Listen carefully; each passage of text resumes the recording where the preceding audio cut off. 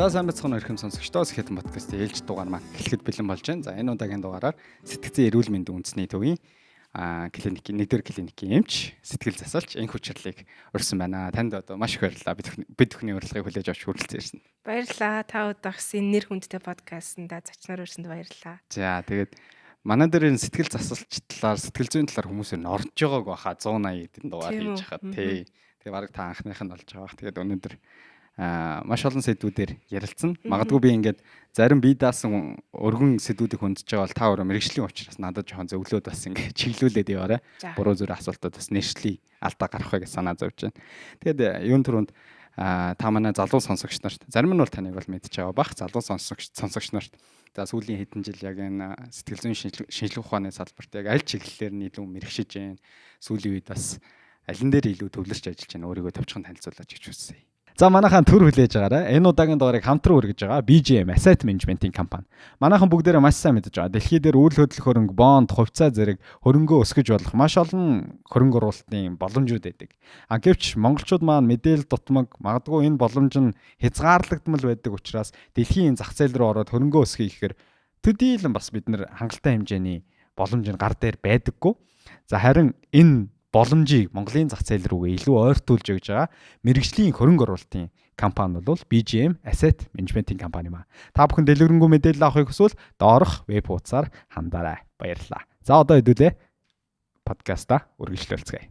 За баярлалаа. Тэгээд айгүй нэр хүндтэй их үйл явдал болж байна. Баярлалаа. Тэгээд намайг энх хүчрэл гэдэг сэтгцэн эрүүл мэндийн үндэсний төвд одоо 13 дахь жилдээ ажиллаж байгаа. Тэгээд 2017 онд болохоор сэтгэл засалчийн курс бид нар болохоор ингээ нарийн мэргэжил дахиад нарийсаад явдаг. Тэрийгээ төгссөн. Түүнээс хойш бол сэтгэл заслаар ажиллаж байгаа. Тэгэхээр нэг одоо 8 орчим жил болж ин гэсэн. Тэгээд ер нь бол миний өөрийн сонирхол болохоор насан туршистын тэгээд илүү сэтгцэн эмгэх талтай байг өдөр сонирхолтой. Тэгэхээр яг сэтгцэн эмгэхтэй хүмүүстэйгээ илүү их ажиллаж туршлага хоригдлуулах өндөр сонирхолтой байдаг. Сэтгцэн насан туршид сэтгцэн эмгэг гэхээр яг яана гэсэн үг үү? Яг эмгэг гэхлээр нөгөө илүү эмийн эмчилгээ шаардлагатай. Одоо бүр мөсөн илүү өвдсөн хүмүүстэйгээ илүү ажиллах сонирхолтой. Хүүхэд насан туршид настан гэдэг ер нь бол ялгардаг. Гэхдээ би насан туршид дээрээс ахмад настангууд дээр илүү их одоо туршлага хоригдлуулж ажиллаж байгаа гэсэн. Хүүхдэр бол би төдийлөө ажилддаг юм. Зөв. Таныг одоо яг энэ мэргэжлээ сонгох болоход одоо юу илүү нөлөөлсөн бол магадгүй одоо бага насны дурсамж ч юм уу одоогийн мэргэжилтэй холбогдож байгаа тийм дурсамжууд байвал та хаваалцаач. Тийм яг хөө миний энэ мэргэжил бол ер нь удам дамжсан. Тэгээд тийм миний яг нөгөө авгалдаг миний өвөөгөөр авуулж авдаг. Тэгээ өвөө маань өөрөө сэтгцэн эмч мэргэжилтэй бүх насаараа ажиллаж исэн. Одоо ч гэсэн ажилласаар байдаг. Тэгээ сэтгцэн эмчийн хамгийн сайхан зүйл нь өвөө өөрөө яг хэлжсэн баггүй юу гэж хэлжсэн бай гэхээр эмч болгон болохлээрээ одоо чинь доторын эмч, мэсэн эмч ч юм уу те энэ бүгдийг болохлээрээ амтан дээр туршилт хийгээд одоо нөгөө хүмүүс ингээ гардан болоод ингээд нөгөө энэ салбарууд ингэж илүү хөгждөг. Цэвэр яг хүний яг цор ганц хүний эмч бол сэтгцэн эмч байдаг. Яагаад тэгэхээр сэтгц гэдэг энэ оюун ганц хүнд байд юм а гэд хэлж ирсэн. Тэгэхээр энүүгээрээ илүү нөгөө бусад мэргэжлийнхаасаа илүү сайн ялгардаг гэж тухайн үедээ хэлээд аюух таалагдчихсан. Тэгээд анагаахын сургуулийг төгсөөд сэтгцэн эрүүл мэндийн үндэсний төвд ажилд орё гэж хүсэлт өгөөд тэгээд тухайн үеийн захирлнаас дэмжиж ажилд аваад тэгээд энэхүү мэргэжилдээ илүү үнэхээр ажиллахаар болсон да. Та бас анагаах ухааны магистр юм байлаа. Магистрийнхаа судалгааны ажлаас олцвол илүү юу гартаг гүнзгийрүүлсэн байна. Тийм, магистрийн хувьд болохоор мөн сэтгцэнхаа шинжилгээ ухаанаар хийсэн байдаг. Тэгээд тухайн үед болохоор сэтгцэн илүү хүнд эмгэгтэй болоод хөдөлмөрийн чадвар ингээ бүрэн алдчихсан ар гэрийн байнга асаргаанд байгаа хүмүүсийн энэ байдал ар гэрийн хүмүүст хэрэг ачаал үүсгэж байна гэдэг энэ харилцаа хамаарлыг судалж исэн байдаг. Тэгээд ерөнхийдөө бол яг хөө мэдээж сэтгцэн өвчнөр удаан өвдөх тусмаа ар гэр бол төдийлө ачаалтай болж байна. Тэгээд тэрний цаана нөгөө бусад мэргэжил одоо эмгэгээр өвдсөн хүмүүсийг бол ар гэр ингээ хажууд нь яг ингээ байгаал асраал сувлал анхаарад байж байна. Сэтгцэн эмгэгтэй хүмүүсийн асран хамгаалагч нар нөгөө аягүй халдлага төртдөг. Гэр орондоо тий нөгөө ингээ эмчлүүлэгчдийн өвчин тахих юм бол одоо гэрт айлахт миний судалгаанд хамарч исэн хүмүүсээ чинь толгой руугаа зохиулсан удаа бол маш олон байсан. Тэгэл нөгөө тэр дундаа галын хаачаар зохиулж исэн л энэ одоо янз бүрийн эдэлхэр гартаа таарсан зүйлээр зохиулах гээд тиймэрхүү байдлаар өөрсдөө давхар бие сэтгцээр аягүй өвддөг. Тэгэхээр энэ чиглэлээр судалж исэн л та. Одоо сэтгцэн эмч гэдэг нь би одоо сэтгэл засалч эмч гэж ойлгоод байгаа тийм нэршлийн хувьд ижилхэн тий. Өөр. Тэгэхээр сэтгэл зүйч гэдэг нэг мэргэжил байгаа дах шиг байна. За сэтгцэн эмч буюу сэтгэл засалч эмч гээд энэ бүхэн маань одоо юугаар ялгаатай болчиход байна? Тийм. Тэгэхээр ер нь бол яг нэлээд сайн хэлж өгье. Сэтгцэн эмч гэдэг хүн болохоор эмч хүн байхгүй. Ангаахын сургууль төгсдөг, зөвхөн хүн эмчилдэг эмч гэсэн үг. Тэгээд энэ эмчнэр маань месийн эмч, дотрын эмч, хүүхдийн эмчгээс салдаг шүү дээ. Тэрэн шиг бид нар сэтгцэн өвчнийг эмчилдэг эмч болоод салаад суралцаад нарийсж байгаа гэсэн үг. Сэтгэл зүйч гэдэг маань болохоор хүмүүнлэгийн ухааны сургуулиуд, нийгмийн ухааны сургуулиуд байгаа шүү дээ. Тэрэнд болохоор яг 4 жилийн бакалаврын мэрэгжлээ сэтгэл судлалын шинжлэх ухаан гэдэг зүйлээр суралцаад төгсөж байгаа. Тэгээ энэ хоёр болохоор төгсөөд гарахаар нэг нь сэтгэл зүйн зөвлөгөө хэрэгтэй, нэг нь болохоор сэтгцэн өвчтөй хүн эмчлэх хэрэгтэй болоод гарч байгаа гэсэн үг юм. За тэгэнгүүт сэтгэл засал гэдэг нэг ойлголт яваад байгаа шүү дээ. Терапи гэдэг. Яг энэ бол яг үнд энэ хоёр мэрэгжил хоёулаа уулзах цэг байдаг гэсэн үг. Ингээд нөгөө хоёр юм circle байлаа гэхэд энэ circle ингээд хогтолцдог. Нэг өсөндөө аль аль нь сэтгэл засал хийж болох юм. Гэхдээ шууд хин хийдэггүй гэсэн үг. Жишээлбэл бидний хувьд болохоор ингээд нөгөө нарийсч өсшөө одоо шүүх сэтгц, ахмад насны сэтгц энтергээд ингээд дотроо хүүхдийн сэтгцгээ ялгардаг байхгүй юу? Дотроо дахиад тэрэн шиг сэтгэл заслаараа дахиад бид нар сурдаг. Сэтгэл зүйч нарын хувьд ч гэсэндээ улс орны юм стандарт гэдэг юм лээ. Магистр хамгаалуулч юм эсвэл PhD болвол ч юм уу те. Тэгээд тэдэн цагийн одоо тодорхой цагийн өөрөө сэтгэл засалд хамрагдсан байх хэвээр. Тодорхой цагаар өөрөө хүнд зөвлөгөө өгж нарийсан байх хэвээр. Тэгээд жоохон эмгэгт нарийсан гэдэг ингээ стандарт байдаг. Тэр болцлоо хангаад энэ хүн өөрөө сэтгэл заслыг хэрхэн олж авна гэсэн. Эмчнэрийн хувьд бас адилхан нарийсаад тэр нөгөө 6 сар жил байд юм уу энэ сургалтандаа амрагдаад энэ нөгөө юу эрхээ олж авна гэсэн. Сэтгэл засалчаар ажиллах. Тэгэхээр яг Монголд нөгөө сэтгэл засалч эмч гэдэг нэр томьёог ер нь шинээр гаргаж чадсан. За. Тийм. Яг үндэ сэтгэл засалч л болохоос сэтгэл засалч эмч гэж бол байхгүй. Гэхдээ яг энэ нь бол нөгөө сэтгэл заслаар нарийсад сурсан сэтгцэн эмч юмаа гэж ойлгож болох юм. Тэгэхээр яг энэ хүний давуу тал нь юм уу одоо давуу гэж хэлэхэд арай муухай сонсогдож байна. Зүгээр ялгаа нь юу вэ гэхээр нэг нь ч эмч хүн учраас нөгөө тухайн үйлчлүүлж байгаа хүн маань зүгээр засал хийх төдий биш эмгэгтэй байвал яг бай тэ. Эмгэгтэй бол эмгэгийн онцлох юм байна. Дээрээс нь эмийн эмчилгээ хэрэгтэй бол эмийн бичих хэрэгтэй болно гэсэн. Тэрүүгээрээ л яг зүгээр ялгарч байгаа гэсэн. Тэрнээс биш уул нь бол хин засал хийх нөгөө стандартаа хангуул боломжтой гэж ойлгож байна. Зөв. Тэгэхээр сэтгэл зүйчтэй ямар тохиолдолд очих уу?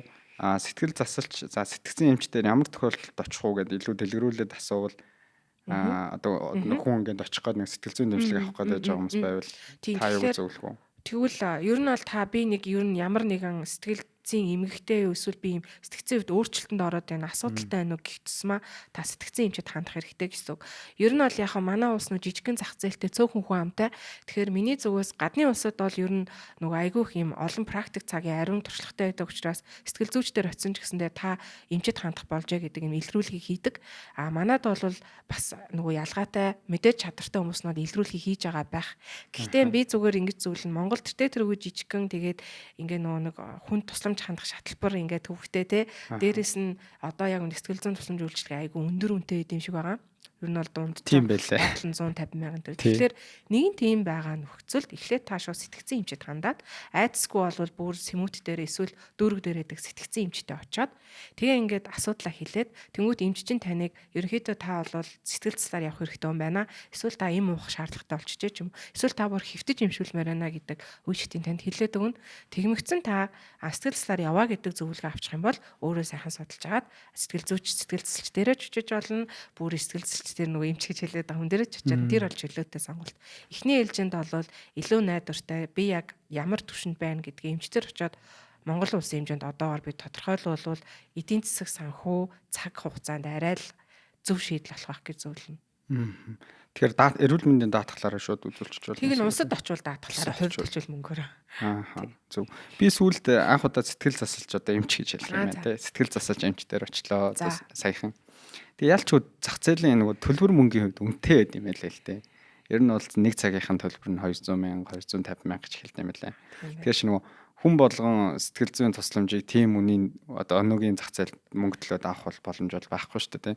Тэгэхээр яг магадгүй нөгөө төлбөр төлж чадахгүй хүмүүс бол эхний ээлжинд бол даатгал төлдөг бол сэтгцэн эрүүл мэндийн үндэсний төвд хандах юм байна. Тийм бас дүүрэг дээр нь байгаа. Бас дүүрэг дээр байгаа юм уу тийм. Бол орон нутгийн аймгийн эмчдэр бүгд сэтгцэн эмчээр хангагдсан байгаа. Зөв. Ер нь хүмүүс ихэвчлэн анх удаа одоо тусламж үйлчилгээ танаас авах гээд очиж байгаа хүмүүс ер нь ямар чиглэлээр ямар асуудалтай ихэвчлэн нүүртлээд тань дээр хандж байна вэ? Яг насны үечлэлээрээ бас янз бүр ах шаа. Гэтэ яг хөө дийлэнх угаасаа манайх залуучуудын орон тэгээ дийлэнхтэй ирж байгаа асуудлууд бол нөгөө альва ингээд нэг л тийм сэтгэл ханамж авахгүй байна. Ингээ юм хийх итэх сонирхол урам зориг нэг л ингээ төрчихгүй нэг л хойшоо суусан удаашралтай нэг л биш болоод амьдралаа итгэхгүй болоод байна гэж ирэх нь арай их байгаа шүү. Зөв. Тэр нь одоо нийгмийн стресс үү ямар хүчин зүйлээс та шалтгаалж байна гэж одоо эмч мэрэгжлийн хүний зүгээс харж байна. Нийгмийн стресс мэдээж аюух нөлөөлнө. Ер нь бол сэтгэл зүйн асуудал 3 үндсэн ийм зүйлээс тогтно гэж үздэг юм. Масаараа. Нэг нь болохоор тэр хүний өөрийн биологийн хөгжил байгаа. Тийм биологи. Нөгөөх нь болохоор ямар нэгэн байдлаар зүгээр тэр хүнд ингээд бие махбодын өвчин ч юм уу те. Үнэхээр ингээд байвал одоо бие физиологийн талаас асуудалтай болчвол гэсэн үг шүү дээ. 3 дугаарт нь болохоор яг нийгэм сэтгэл зүйн орчин байгаа гэдэг байхгүй юу. Тэгэхээр энэ 3 хүчин зүйл ерөнхийдөө нэгэн зэрэг тэр хүнд ингээд суух юм бол нөлөөлнө гэсэн үг. Жишээлх юм бол юу гэж юм гэхээр ингээ нийгмийн стресстэй байла. За тэрнээсээ болоод тэр хүн нойргуудлаа гэсэн. Нойрууд нэхэр биеийн хувьд доолдож эхэлж гин гэсэн үг шүү дээ. За тэгээд уулаасаа эцэг гэхээсээ төрсөн хүн өөрөө юмд санаа зовдох юм уу нэг тиймэрхүү айлууд идэг шүү дээ. Ингээд нэг юмд байн гургуулж боддог юмыг ингэж хэтрүүлэн бодох хандлагатай ч юм уу те. Тэгэхээр энэ төрлийн хүн ажил дээр нь одоо гинтийн хүчтэй өөрчлөлт цомтгол болоод эхлэнгүүт тэрийг илүү бусдаас илүү соргог хүлээж авна улмаар нойргууд нь. Тэгэхээр энэ хүн ингээд сэтгэл зүйн асуудалд орж байгаа гэсэн үг байхгүй. Тэгэхээр энэ 3 хүчин зүйл ер нь дандаа ингэж уулзж ил хүнд аюух юм. Одоо хүнийг асуудалд оруулж идэг.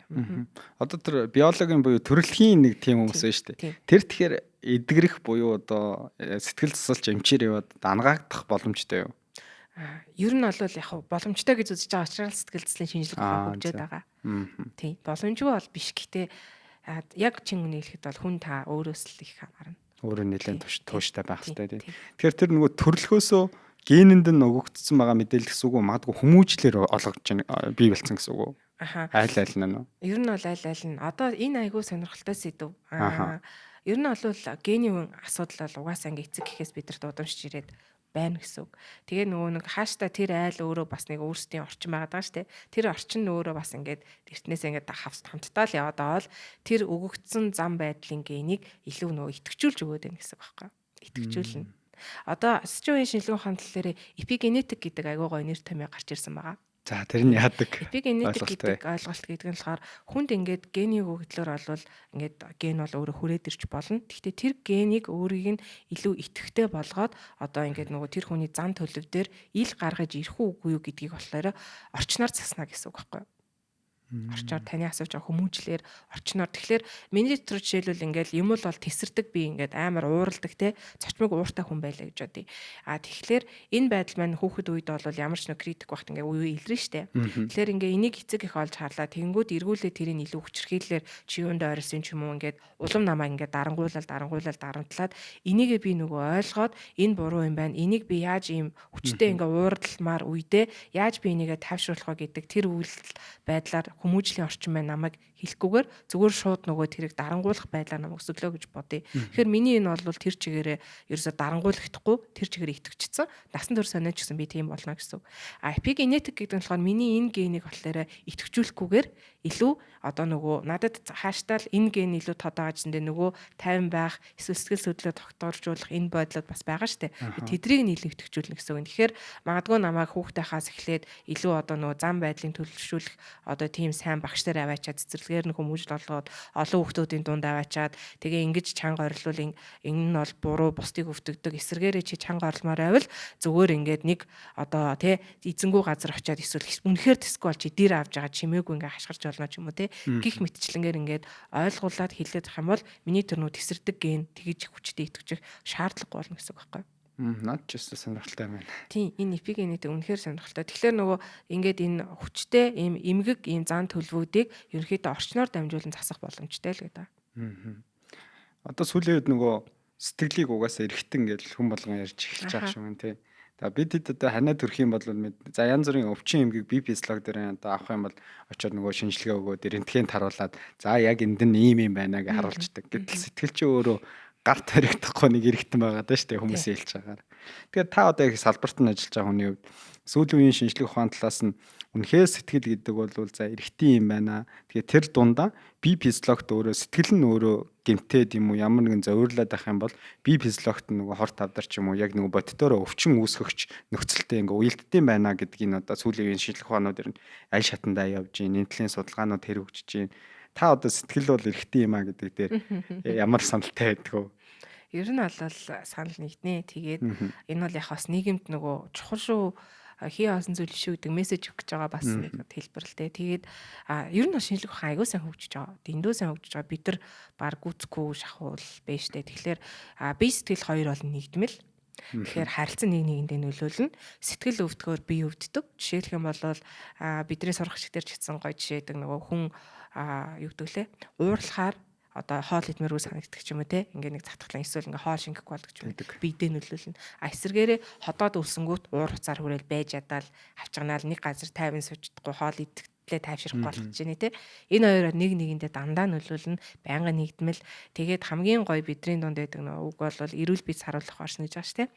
Тэгэхээр сэтгэлийн эрхтэн гэдгийг яаж тогтоогоод байна гэхээр орчин үед болохоор нөгөө шинжлэх ухаан хөгжөөд functional MRI, PET MRI энэ төр гэдэг PET scan энэ төр гэдэг гой нөгөө тархины үйл ажиллагааг нь шинжилдэг багжууд гараад ирсэн. Тэгэхээр нөгөө нэг ер нь бол сэтгц гэж яг юу юм бэ гэхээр тархины үйл ажиллагааг сэтгц гэж байгаа байхгүй юу? Тархины өөрийн бүтцийг мэдрэл гэж байгаа. Тэгэхээр мэдрэлийн эмчнэр гэдэг чинь мэдрэлийн эмчнэр олвол одоо хүнд ингээ үзлэг хийгээд тархиных нь яг энэ хэсэгт гэмтэл гарсан байна. Эсвэл ингээд бие эрхтэнд нөгөө рефлекс салгаад нугасны энд байна, тэнд байна, CTD гэдэг ингээ байршлан гаргадаг хүмүүс байдаг. Сэтгц гэдэг болохоор энэ уурэг тархины үйл ажиллагаанд ямар байгаа юм бэ л гэдгийг харуулж байгаа гэсэн. Тэгэхээр эрүүл сэтгцтэй байна гэвэл таны уурэг тархины үйл ажиллагаа хийвэн байгааг харуулж байгаа. Сэтгц алдагдаад байвал тархины ч үйл ажиллагаа алдагдж байгааг харуулж байгаа гэсэн. Тийм болохоор одоо нөгөө үйл ажиллагааг шинжилдэг энэ багчууд бидэрт айгүйх дэвшлиг авчирж байгаа. Жишээлх юм бол тэр functional MRI PET гэдэг нь яад юм гэхээр одоо хүнд ингээд нөгөө polygraph гэдэг нөгөө худлаа ярихыг ингээд хэмждэг аппарат идэв штэ. Жишээлбэл тэрэн шиг одоо ингээд гэмт хэрэгтнүүдийг functional MRI за гэмт хэрэгтэн заавал байх алгүй таныг ч юм уу намайг ч юм уу аваачлаа гэд тэгэл одоо нөгөө миний урд таньдаг газрыг харууллаа, танихгүй газрууд харууллаа ингээд таньдгүй ингээд гүйлгэлээ штэ. Тэнгүүд би таньдаг газар дээр таньжил байгаа юм чинь миний тарих ингээд танихаарсан үйл ажиллагаа явагдсан те. Тэнгүүд тэнд нөгөө танихгүй газрууд дээр итгэвчгүй байсан бүсүүд гинт итгэвчл тодорч гарч ирж байгаа байхгүй юу. Тэнгүүд хүмүүс нөгөө тэрүүгээр нь одоо намайг худлаа ярьж ин үний ярьж ин гэж илрүүлж болно гэсэн. Би жишээ нь наад хүний чинь танихгүй гэж суужилаа гэхэд амар олон танихгүй хүмүүс донд нөгөө таньдаг гэж эргэлзэж байгаа хүмүүсээ нөгөөдөлж оролж болно шүү дээ. Эсвэл би ингээд үнэхээр гэмт хэрэг одоо гэмт хэрэглэл орч чадах юм. Баахан нөө сайн тиймэрхүү сонсч ороод ирсэн чинь. Тэгэнгүүт одоо нөгөө хэргийн газрын зургийг дунд нь оруулсан байдаг ч юм уу гэх жишээний. Ингээд нөгөө тэнгүүт тэнд би нөгөө стил нөгөө ил дээрээ би танд юу ч гэж ярьж болно шүү дээ. Гэтэ миний тарих худлаа ярьж чадахгүй ш. Цаанаа би нөгөө таньжил байгаа болохоор таньдаг бүтцүүд нь итгэвчээд юм гэсэн байгаа байхгүй. Тэгэхээр нөгөө танихгүй дээр итгэвчгүй байсан газар итгэвчээд ирэхээр л тэр ноог илрүүлж ийн гэсэн үг. Жишээлбэл за тэгээ PET scan гэдэг нь болохоор ийм цөмийн нөгөө тарь шахангууд цөмийн ийм нөгөө нэг юунууд цуцаар ороод тэг ураг тархинд ингээд нөгөө тухайн газар хэсэг хугацаанд гэрэлтээд алга болоод идэг тийм одоо юу байгаа бөөгнөрлөл гэсэн. Тэгэхээр тэр нь болохоор тухайн үед тарих яг хаана ичиж чинь тэнд нь очиж бөөгнөрч нөгөө гэрэлтүүлж харагдаад хэсэг хугацааны дараа сарна гэсэн үг байхгүй юу. Тэгэхээр гихчээний нөгөө энэ үйл ажиллагаануудаар дамжуул энэ үйл ажиллагааны аппаратуудаар дамжуулаад сэтгц гэдэг эрхтэй юмаа гэдгийг л одоо тодруулаад байна гэж ойлгож байна. Тэгэхээр одоо айц төгшөөртэй хүмүүстээр амигдала гэдэг яг нөгөө айцын голомт гэх бүтц жишээлбэл уурах тархинд байдаг байхгүй юу. Тэгэхээр тэнд жишээлбэл ингээд айц төгшөөрт автсан хүмүүст илүү итгэвчсэн байна гэсэн. Тэр итгэвчсэн байгаа байдлыг нь тэр PET scan хийлээ гэхэд тэнд одоо илүү нөгөө цөмийн нөгөө нэг атмын нөгөө цөмийн цэнгүүж очиж бөөгнөрч илүү гэрэлж харуулж байгаагаар л тэрийг харуулж байна гэсэн үг байхгүй юу. Тэгэхээр одоо бид сэтгэл гэж ярихаас илүү бараг сэтгэц гэж яриул илүү зөв юм шиг зүгээр санагдчихлаа. Таны хэлснээр бид нар ч одоо сэтгэл гэдэг нэг за чэйжний энэ хайрцаа нэг эргэтэн байна гэд ягаад ч цаанаасаа төсөөлчихөж байгаа шүү. Тэгэл одоо шинжлэх ухаан талаас нь таны яриг сонсонгууд сэтгэл гэдэг эргэтэн чинь сэтгэц буюу бидний энэ тархины үйл ажиллагаатай холбоотой бодож санаж байгаа юмнаас чинь ингээд шалтгаалж дараадрыг үр дүн гараад байгаа юм. Сэтгэц дээрээ тулгуурлаад тэр амар их юм уншиж судалмаар юм байна тий. Яг үнэ. За. Тэгвэл сэтгэц бол эргэтэн юм гэж одоо энэ подкастынхаа нэрийг өгмөр санагдчих шээ. Бас тийм шүү. Окей. Та далд ухамсарт итгэдэг үү? Ичигдэг. Сүүлийн үед далд ухамсарыг бас их хүмүүс ярьдаг боллоо. Бас тэгээ нөгөө сэтгэл зүйн шинжилгээ ухаанчаар бас ховсыг ашигладаг тий. Энийг нэг та гоё тайлбарлаад өгч. Би амар сонирхож байна. Ховсыг нь яаж тэгж ямар процесс тэнд яваад ховсоор хүнийг эмчлээд байна. Тэгэл далд ухамсарын төвшөнд та итгэдэг бол ямар ихтгэл үнэмшил байдаг вэ далд ухамсартай холбоотой? Аха. Яг одоо ингэсэн subconscious гэж байгаа англиар.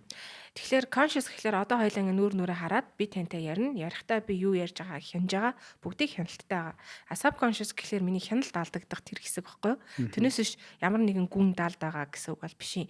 Зүгээр л өөрийн хяналт үгүй үед надаас гарч байгаа л тэр бодол үг үйлдэл бүхэн гэсэн үг.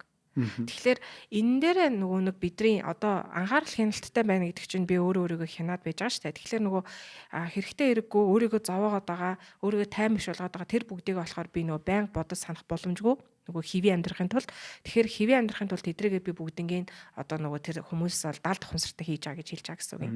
А ер нь бол миний ухамсарт байгаа. Гэтэ би дандаа тэрийгээ нөгөө одоо бүдүүлгээр хэлвэл ийм цоочтой саунд хийцэн. Тэгээ тэрийгээ дандаа байна уу шалгаад авахгүй тулд гэсэн үг байхгүй. Тэгээ сайхан далд хийцэн. А тэгээд өдөр тутамдаа зүгээр ил байгаа өнгөц юмнуудтайгаа ажиллаад яваад байгаа гэсэн үг байхгүй. Тэгэхээр ховс болохоор ер нь бол эртээр үеэс л байсаар ирсэн шиг хүн төрлөختөн. Тэгээд одоо нөгөө бөөгийн шаманизм ч юм уу энэ бүгд бол бас л ховсоор явагддаг тий. Ховсод ордог, транст ордог. Тэгээл нөгөө биедээ юм буулгаж ингээд иймэрхүү юм хийгээд ингээд хөгжиж явсаар байгаад ер нь бол 19-р зууны төгсгөл үед Шарко гэдэг нэг амар алдартай хүн байдаг гэсэн. Тэр хүн болохоор энэ ховсыг ер нь бол ингээд нөгөө нийтэд Европт ингээд аягүй сэргэн мандаа. Тэгээд нийтэд хийдэг, үзүүлдэг. Тэгээд бидний сайн мэддэг Зигмунд Фройд гэдэг хүн болохоор тэр хүний шав болоод тэгээд нөгөө тэр хүнээс суралцаа. Тэгээд ховсыг нь бас ингээд сураад ингээд хүн дээр хийж эхэлсэн байдгийн. Ер нь бол тэгээд ер нь ингээд нөгөө ил дээрээ тэгээ ингээд нэгэнт нөгөө би байнгын тэр зүйлийг санахаар тавгуутад хэвийн амьдралаар амьдарч чадахгүй байгаа учраас өөр өөртөө ер нь мартуулсан байгаа дээ штэ. Мартуулсан даалт хийгээ сайхан цааштай сан хийцэн. Тэр болохоор би ингээд амар ихээр хэмжээний арх уугаа тасарсан үед ч юм уу жишээлбэл те ингээд нөгөө одоо нөгөө хүмүүс арх ухаараа нэг хүн биш боллоо гэд нэг ингээд идэж тэрний чинь цаана ер нь бол тэр subconscious айгүй их юм нууцсан хүмүүс л тийм арх ухаар илүү элдв бус авир гаргана гэж үзэж байгаа. Гэхдээ энэ бол нөгөө ховсын үднээс би тайлбарлаж байгаа штэ. Шинжлэх ухааны яг донтолтын үднээс ариун шал өөр юм ярина штэ. Тийм тэгэхээр ховсын үднээс одоо янз бүрийн тийм эмгэг бодлын асуудал тийм цоочтой авдарт хийсэн баг тусмаа жишээ нь арх уугаад элдв бусын авир гарахгүй тайван унтаад өгдөг ч юм уу те. Тийм байна гэж тайлбарлаж байгаа. Жишээлх юм бол тэгэхээр нөгөө нэг хүнийг яг ингээ арх уугаад ингээд нөгөө өөрийн хяналтаа алдаад тэр эмгэг байдалд оруулж байгаа шиг ховс нь болохоор ер нь эрүүл аргаар л тийм байдалд оруулж байгаа гэсэн байхгүй юу? Энэ миний ил ингээд би ямар нэгэн дүрд ороод дүр эсгээд зөв ухаантай яриад байгаа байдлыг минь унтуулад миний нөгөө цоочтой авдрын нэг ачиж байгаа үзэгдэл гэсэн. Тэгээ Зигмунд Фройдгийн хувьд болохоор яг энэ ховсыг айгүй хийдэг байсан. Тэгээд энэ хүн бол үнэхээр гайхалтай, сод ухаантан мэдээж хүнийг шүүмжлэгчж байгаа, даганшдагч байгаа тий. Гэхдээ яг энэ хүн бол сүүлдээ нөгөө ховсод хүмүүсийг их оруулаадсан чинь гаж нүлээ гарч эхэлсэн. Нөгөө хүмүүс ч 9 бусын далд хумсартай янз янзын юмнууд нургаж гарч ирээдсэн болохоор элдв бусын авир гаргаж исэн, хүнлүүгээ дайрж исэн. Дараа нь тэр нь хаагдахгүй тэр хүндээ ингээд санагдаад хэвийн амьдралаар амьдрахгүй ч юм уу тий. Тиймэрхүү байгаадс учраас яг өөрийнхөө практикийн сүүлийн он жилүүдэд бол ховсыг нэг хийхэ болоод илүү одоо нөө бидний хоёрын ширээний талцуугаа ярьдаг шээ тий. Энэ аргаа илүү хийдэг болсон гэж бол намтар дээр нь бичсэн байдгийн. Гэхдээ энэ ховсоо одоо ч гэсэн хийх зэрэг байгаа. Тэгээд ховсын хувьд бол ховсонд ордог хүн ордоггүй хүн гэж байдаг. Мэдээж нөгөө талдаа сайн ховсчин байх тусмаа хүн болгоны илүү их оруулах байх. Тэгэхээр ховсонд хин илүү орд юм бэ гэхээр гинэн цайлган итгэмтгий одоо жишээлбэл нөгөө мөнгө олно гэж чуулаад мөнгө олно гэж тэр хүмүүс ховсонд орох илүү өндөр магадaltaй. Зас энэ яаж ингэж мөнгө олно гэж юу ийсэн гэдэг нөхдүүд бол ховсонд арай бага орно гэсэн үг байхгүй юу? Юмд айгүй итгэмтгий хүмүүс илүү их ордог гэсэн. Тий одоо зүүн хөлөөрөө гаруул ядуур шүгэ илчгээр цаанаа нэг ивгүй санагдаад ерөөсөө имийг ажиг төгөөл зүүнээрээ гарахгүй байгаа тэр хүн ховсонд илүү орох магадaltaй л гэсэн. Тий тэгэхээр ховсондоо илүү ордог байх тусмаа тэр имчилгээ тэр хүнд аягүй сайн үр дүнгээ өгнө. Та ямар нэг ховсын имчилгээ хийсэн туршлага байгаа. За баг байхгүй. Тий би өөрөө баг зэрэг ихтгэл үншил багтаа дээрэс нь би юу гэдэг лээ. Нэг мерсер бол яхаа хүн оруулж исэн л да. Гэтэ би бүр тийм энэ практикаар өөрөө нэг их явдаггүй. Хувь хүний өөр ихтгэлнэш. Дээрээс нь би юм хурдуурд ярьдаг. Тэгээд одоо айгу тийм төргөн ярьдаг. Ховсыг болохоор айгуугаа юм гүн бүдүүн баргил хоолойтой намуухан ярьдаг тий. Тэгээ гой зөөл удаан үгээ тод хэлдэг гэд тэр эмчийн имиж бас айгу чухал тэр ховсыг хийж байгаа хүний. Тэгээ миний хувьд бол тийм удаан имийг бас жоохон төвчдөг төрлийн юм биш юм байлээ. Тий одоо йогонт ч гэсэндээ би яг үндэ байж чаддаг байхгүй. Дуусчихгүй сан нэг хөдлөө тий. Таны хувьд одоо сэтгэл засалж эмчээр ажил 8 гаруй жил болж байна гэдгсэн тий 8 гаруй жил. За энэ хугацаанд одоо эмч хүнээс өөрөөс нь асуух гэдэг юм л та. Өөрөө ингээд сэтгэл зүйн хувьд готролд орж исэн юм уу? Ингээд амьдрал утгагүй санагдчихсэн юм уу? Тим үеуд ер нь хэр их тохиолдох вэ? Тэгээ яаж бас даван туулжсан? Одоо тэр цаг үеүдээс та нэгэн жишээ болгоод явах юм бол тэгэхээр таад маань хүнд болоо өөртөө ингээд туслаад байна шүү дээ, тий. Өөртөө ер нь хэр их адилхан л хүн шүү дээ, тий. Тим мэдрэмжийг ер нь авах уу? Маш олон хүний зовлон сонсож байгаа шүү. Тий, авалгүй яг хав ер нь сэтгцэн шинжлэх ухаанаар суралцахаас өмнө бол би айгуу тийм сэтгэл хөдлөл докторгүй ер нь өөрөө бол ийм огцон зүрхний бичлэг шиг хүн байсан. Айгуу тийм. Ер нь бол амар тийм эмоцтой. Тэгээд дээрэс нь насаас нөлөөлт юм шиг байгаа. Тэгээд энэ шинжлэх ухаанаар сураад явал нэлээд их зүйлийг ойлгосон. Тэгээд сэтгэл судлаар сураад дахиад их зүйлийг ойлгосон. Тэгээд яг бидний хувьд бол хэцүү кейс таарах эсвэл өөртөө хэцүү байвал өөрсдийнхөө ментор багш нартай бас ханддаг. Тэгээд өөртөө нэг ёсондоо бас зөвлөгөө авч өөрөөсөндөө нөгөө чөлөөлт хийдэг гэж ойлгож болно. Нэгт бол бид нар тэгж аврагддаг. Хоёрт үе тэнгийнхмаас хоорондоо нэг нэгэндээ нөө дэмжлэг болоо нэг нэгэндээ мэдрэмжээ нэгээд нэг нэгэндээ кейс нөгөө хэцүү мэдээж хүний хамаг ярихгүй гэхдээ хэцүү асуудлуудаа ярьдаг. Зүгээр одоо ингээд сүүлийн үе зүгээр нөгөө хамгийн ойрхон санагдж байгаа жишээнүүдээсээ саныг гэх юм бол яг илүү мэрэгжлийн үүднээс бол жоохон хямрал авдаг. Жишээлх юм бол хүнд одоо нөгөө эмчилж чадахгүй кейс тохиолдвол өөрийгөө сул дорой мэдрэх нэг бидэрт бас ингээд нөгөө сөргөөр нөлөөлнө нэг хэрэггүй амтын шиг мэдрэмж аавна. Эсвэл бол ингээд бид нар нөгөө айгүй хичээгээд тахад эсрэг талын хүмүүс маань хичээхгүй байхад айгүй хэцүү санагддаг. Тэгээд эсвэл нөгөө яг хин хичээгээ гайг болж байгаа ч гэсэндээ хааштай нэг тийм тавлин хэцүү ч юм уу тиймэрхүү кейсүүд бас байна штэ тий. Амьдрал нугаас айгүй хэцүү сонсгоос нэг сэтгэл өвдмөр ч юм уу тий. Тиймэрхүү юмнууд дээр ер нь бол айгүй тийм сул дорой хүчгүй мэдрэмж авдаг. Хамгийн сүүлд гэхдээ би нэг хүн илүү готрох гэхээс илүү нэг хэсэг би баг 2-3 сар хүн зөвлөгөө өгөхөөс айгүй тийм хэцүү байсан. Ингээд арга жигшсэн гэх юм уу одоо имжлүүлэгчээсээ өөр айгу тэгээд ерөөсө тэрэн дээр би тайвшрахгүйсэн. Яагаад тайвшрахгүй байгаагаа мэдэхгүйсэн. Тэгээд тухайн нь болохоор ингээд нэг юм төвшөлттэй гэж байгаа нэг хүн байсан. Тэгээд тэгтээ тэр хүн болохоор яг үндэ төвшөлттэй бол биш. Өөрөөгөө зүгээр айгуух төвшөлттэйгээ итгэцэн. Тэгээд тэрнийхээ үр дүнд болохоор тэр хүн ямар байна гэхлээр ажил хийхгүй байгаа. Гэр бүлээрээ тижээлэгдэх болсон байгаа. Тэгээд өөрөөгөө идэвхшгүй өвчтэй хийнэгэн болсон гэж итгэцэн байгаа. Тэгээд өргөжлүүлээд ингээд бас ямар нэгэн тийм хамааралд орсон байгаа байхгүй юу. Тэгээд нөгөө нэг энээсээ ингээд гарах арга зам би зөндөө хийдэг гэдэг боловч яг үндэ юу ч хийдэггүйсэн. Ерөөсөө ингээд жишээлбэл жимэр хичээлэн гингүүд нэг 2 өдөр жимний хайчдаг ч юм уу те. За эсвэл имийн имчилгээ гэхээр имээ тууштай удаггүй ч юм уу те. Тэгэл ингээд нөгөө ямарч боломжгүй тийм юмнууд ярьдаг. Жишээлх юм бол ерөөсөө өөр улсад очиод хинт хийж байгаа одоо нөгөө орчин үед болохоор гадны улсад туршилтын хугацаанд авж байгаа яг үндэ одоо нөгөө нэг LSD, mushroom мөөгнүүдийг ингээд ашиглаад бас тийм транст оруулаад тэгээ энэ трауматай чи одоо бодисын цусамжтай ховс хийж гин гэсэн үг шүү дээ нэгсэндээ. Тим имчилгээнүүд нар тэнгууд би баг тэрийг туршиж үзэн ч юм уу те. Тэгээд тэр хүнтэй ингээ айгүй удаан ярьсан, хэлсэн. Тэгээд эцсийн дүндээ болохоор уулаасаа энэ байдлаасаа гарчвал хэвийн амьдралдаа орхон тэр хүнд илүү асуудалтай гадсан юм шиг байгаа юм. Тэгээд тэр хүнтэй бол тэгээд нөгөө нэг дараа нь яасан гэхлээр эргүүлээд баг л хүн идэхгүй ингээ хэцүү байгаа мэдээд тахт намайг чи баг ингээд худлаа хийнээс намайг имчлэн гэсэн итэр найдар төрүүлсэн. Миний баг амар уур хурж ингээ эргүүлээд баг намайг айгүйх буруутгасан. Тэгээ тэр бол зөвхөн нэг уулзсан дараа хоёр дахь уулзалтан дээр л айгүйх буруутгаад тэгээ би яг тэр буруутгасан үгнүүд нь айгүйх гомдсон.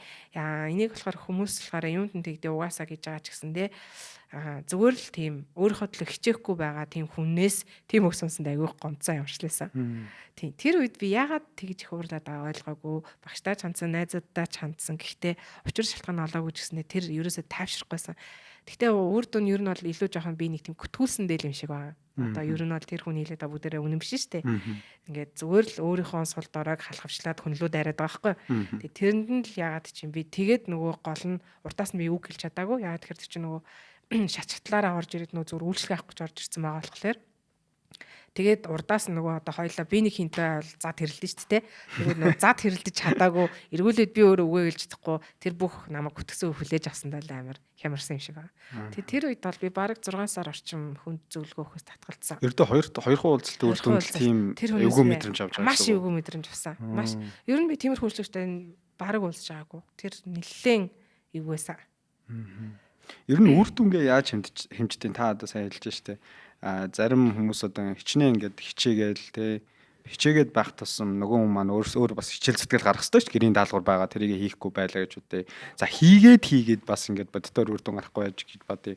Магадгүй зарим нь худлаа хэлж болно ш таны хэлж байгаа. Би сайжирч чинь 5 болсон явсан. Одоо л би үнэхээр гоё болж байна эмчээс та тантай л учирсан даа.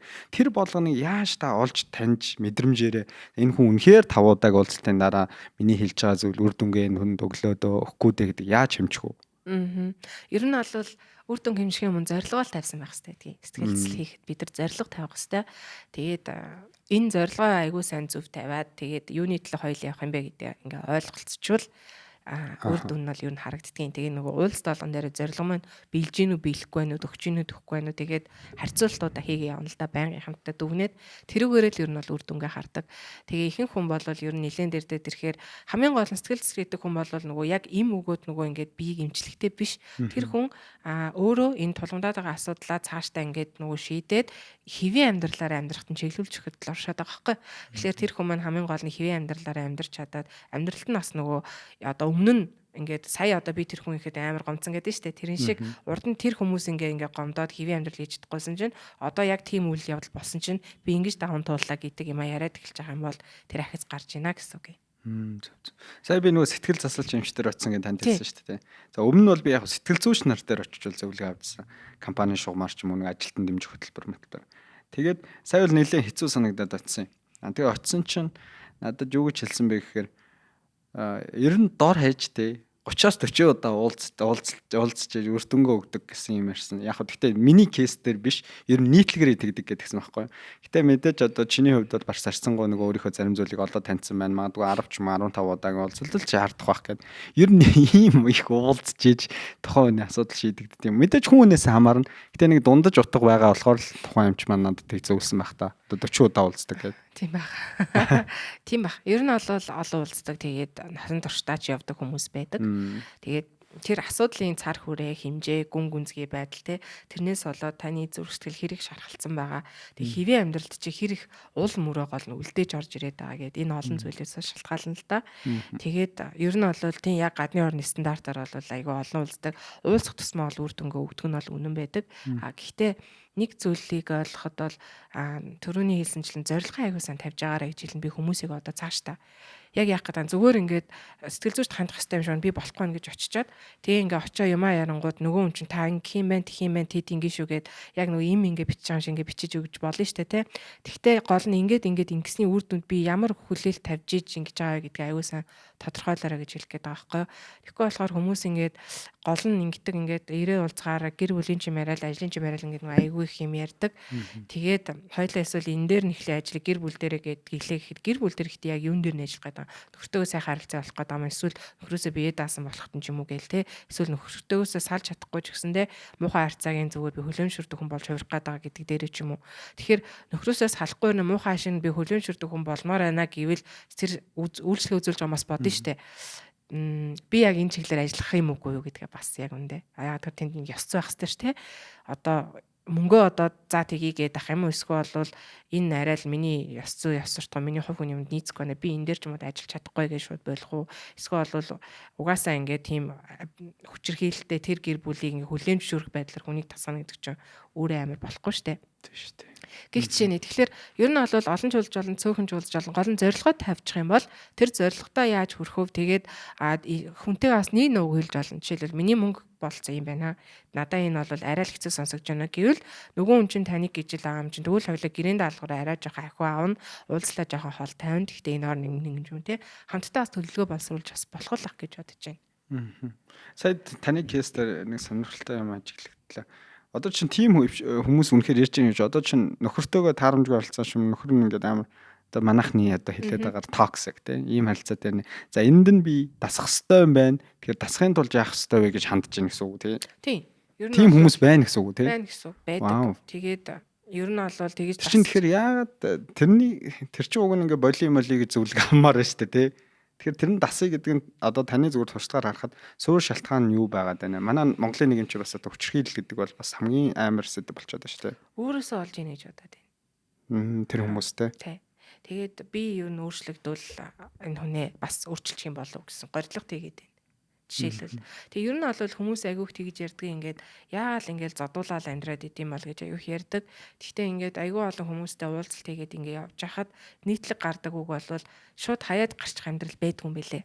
Зүгээр ингээл алгадуул үүжэн ч намаа алгацсан тий гэл цүнхээ аваад хүүхдээ чирээл гардгүй юм байна. Боломжгүй юм байна. Очих газар байдгүй юм байна.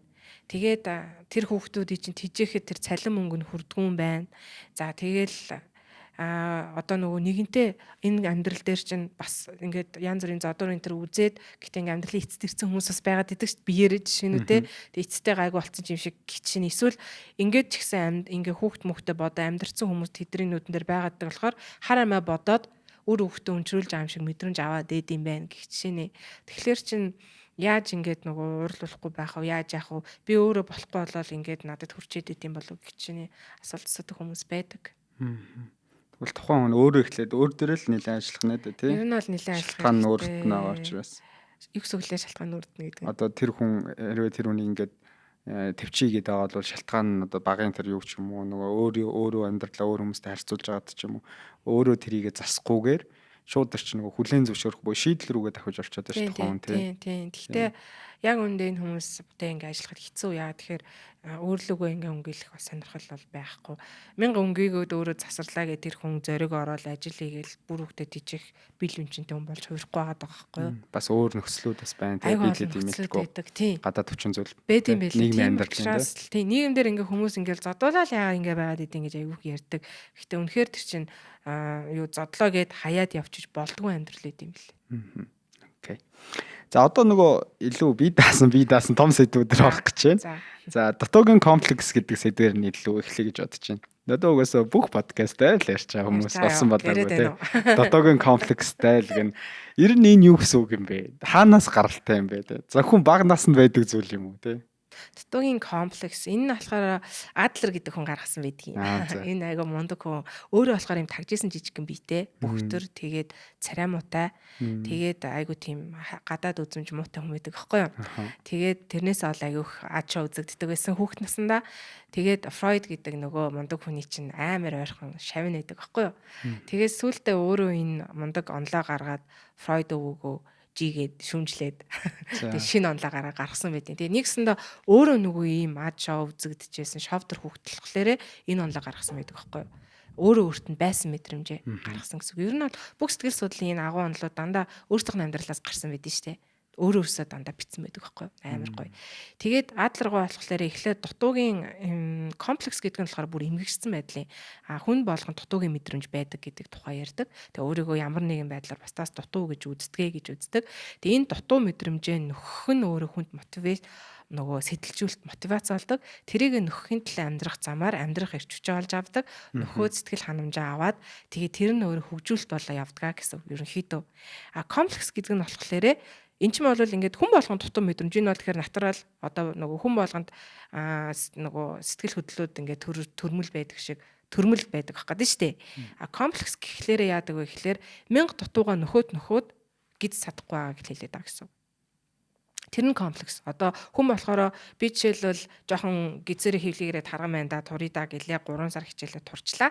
Nice би турцаа гэж гайхуулаа явах. Энэ бол дутуу мэдрэмж өгч байгаа байхгүй. Комплекс гэхлээр би нарийнсан хангалтгүй байна. CC хатаан 50 байсан гэсэн. Би яагаад 45 болж болохгүй гэж гээд би 45 болтлоо. Чармаа тэсвэлдэ хавиргаа ахуулна. За тэгээ гихчээний ахаал байна гэсэн үг юм. Энийг комплекс гэж байгаа юм. Тэгэхээр одоо чинь би өөр дээр жишээ яваа тий. Би одоо чинь баг 10 жилдээ байхдаа ингээд бүх юмд ордог хөгцсөн аахгүй тий. За тэн төлөмгийн тэнцэн болон 50-аа гүйж гин, сакст гүйж гин, тэн дурлагын өслөг болон 50-аалд гүйж гин, тэнд ингээд тэнцэн уралдаа илтгэл юу л болно бүгдэнд нь 50-аа гүйж гин. Амар нийгэм идэвхтэй. За одоо тэр нь ингээд өөр дээр ажиглавал нас биеийн төрцөө 30 гарч байгаа залуу өөр дээр ажиглавал би ингээд зүгээр сууж чаддаг байхгүй юу. Амралтын бүтэн сайн өдөр ингээд нэг өдөр зүгээр суучаал оройн би буудан дээр байх ингээд оройд ингээд яг дуусаад ер нь оройны бодол хүнд штэ тий шөнийн бодол. Өнөөдөр би юу ч хийсэнгүү дээ юу ч амжилсангүй таймнаас тий гэдэг ингээд сэтгэлээр ингээд унах мэдрэмж нь оройн ингээд авдаг. За үүний сацуу амжилтанд хүрлээ гэж бодъё тий. Таны хэлж байгаа шүү одоо хэвлэгээрээ турах чинь гавья байгуулчлаа гэж бодъё. Тэнгүүл ямар гоё юм бэ гэдэг бодол төрхөн зуур орч ирээд алга болоод дараагийнх нь юу вэ гэж боддог. За одоо дараагийн ямар амжилтыг бүтээх вэ гэдэг. Тэгэхээр одоо тайван шиг ийм кейс над чиг ийм мэдрэмжийг аваад байгаа хүмүүс дутуугийн комплекс янз бүрийн тийм шинж тэмдэг байна гэсэн үг. Байна гэсэн үг. Тэгвэл тэрийг онцлоод эдгэх хэрэгтэй байна тий. Эдгэх хэрэгтэй гэсэн үг. Эдгэх хэрэгтэй гэсэн үг. Дээрээс нь дутуугийн комплекс чинь ингээд цаашаа ахих нэг байна. Яг хүн болвол дараагийн зорилгоо тавьж болно шүү дээ. Болох байхав тэр чинь угаасаа наадах зорилготой үрчээд тэгээд дараа нь урам зориг юм хийж бүтээж амьдрах тийм өгдөлтөн бол тэр бол нэг байна тий. Энийг яхав жоохон ярилцсан шийдэн. Дараагийн нэг юм нь болохоор яаж игээд амжилтанд хүрчээд тэрнээсээ нөгөө бууж өгөхгүй өөрчлөлтөд дасан зохицдог байхгүй дутуугийн комплексууд.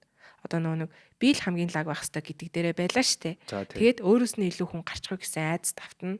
Тэгээ бусад хүмүүсийг одоо байнгын дарна, тэг доошлуулна, ахиулахгүй байна. Уралдаанд орж байгаа юм шиг тий. Ахиулахгүй тэр нөгөө байр сууриасаа ерөөсөө ингээ буухгүй ингээ байгаад байна л гэсэн үг байхгүй. Тэгэхээр цаг үе өөрчлөгдөөл ингээ юм чи ингээ солигддог штэ. Тэнгүүт нөгөө яг хуучнараа хизээ юм бисээ надаас өргөн байхгүй би л яг ингэсэн хүн ингээл ингээд байгаад ах байдал байдаг гэсэн. Тэгээ энэ нь өөрөө нөгөө эсрэг талдаа энийг илүүгийн комплекс гэж бас нэрлэдэг. Superiority complex гэдэг.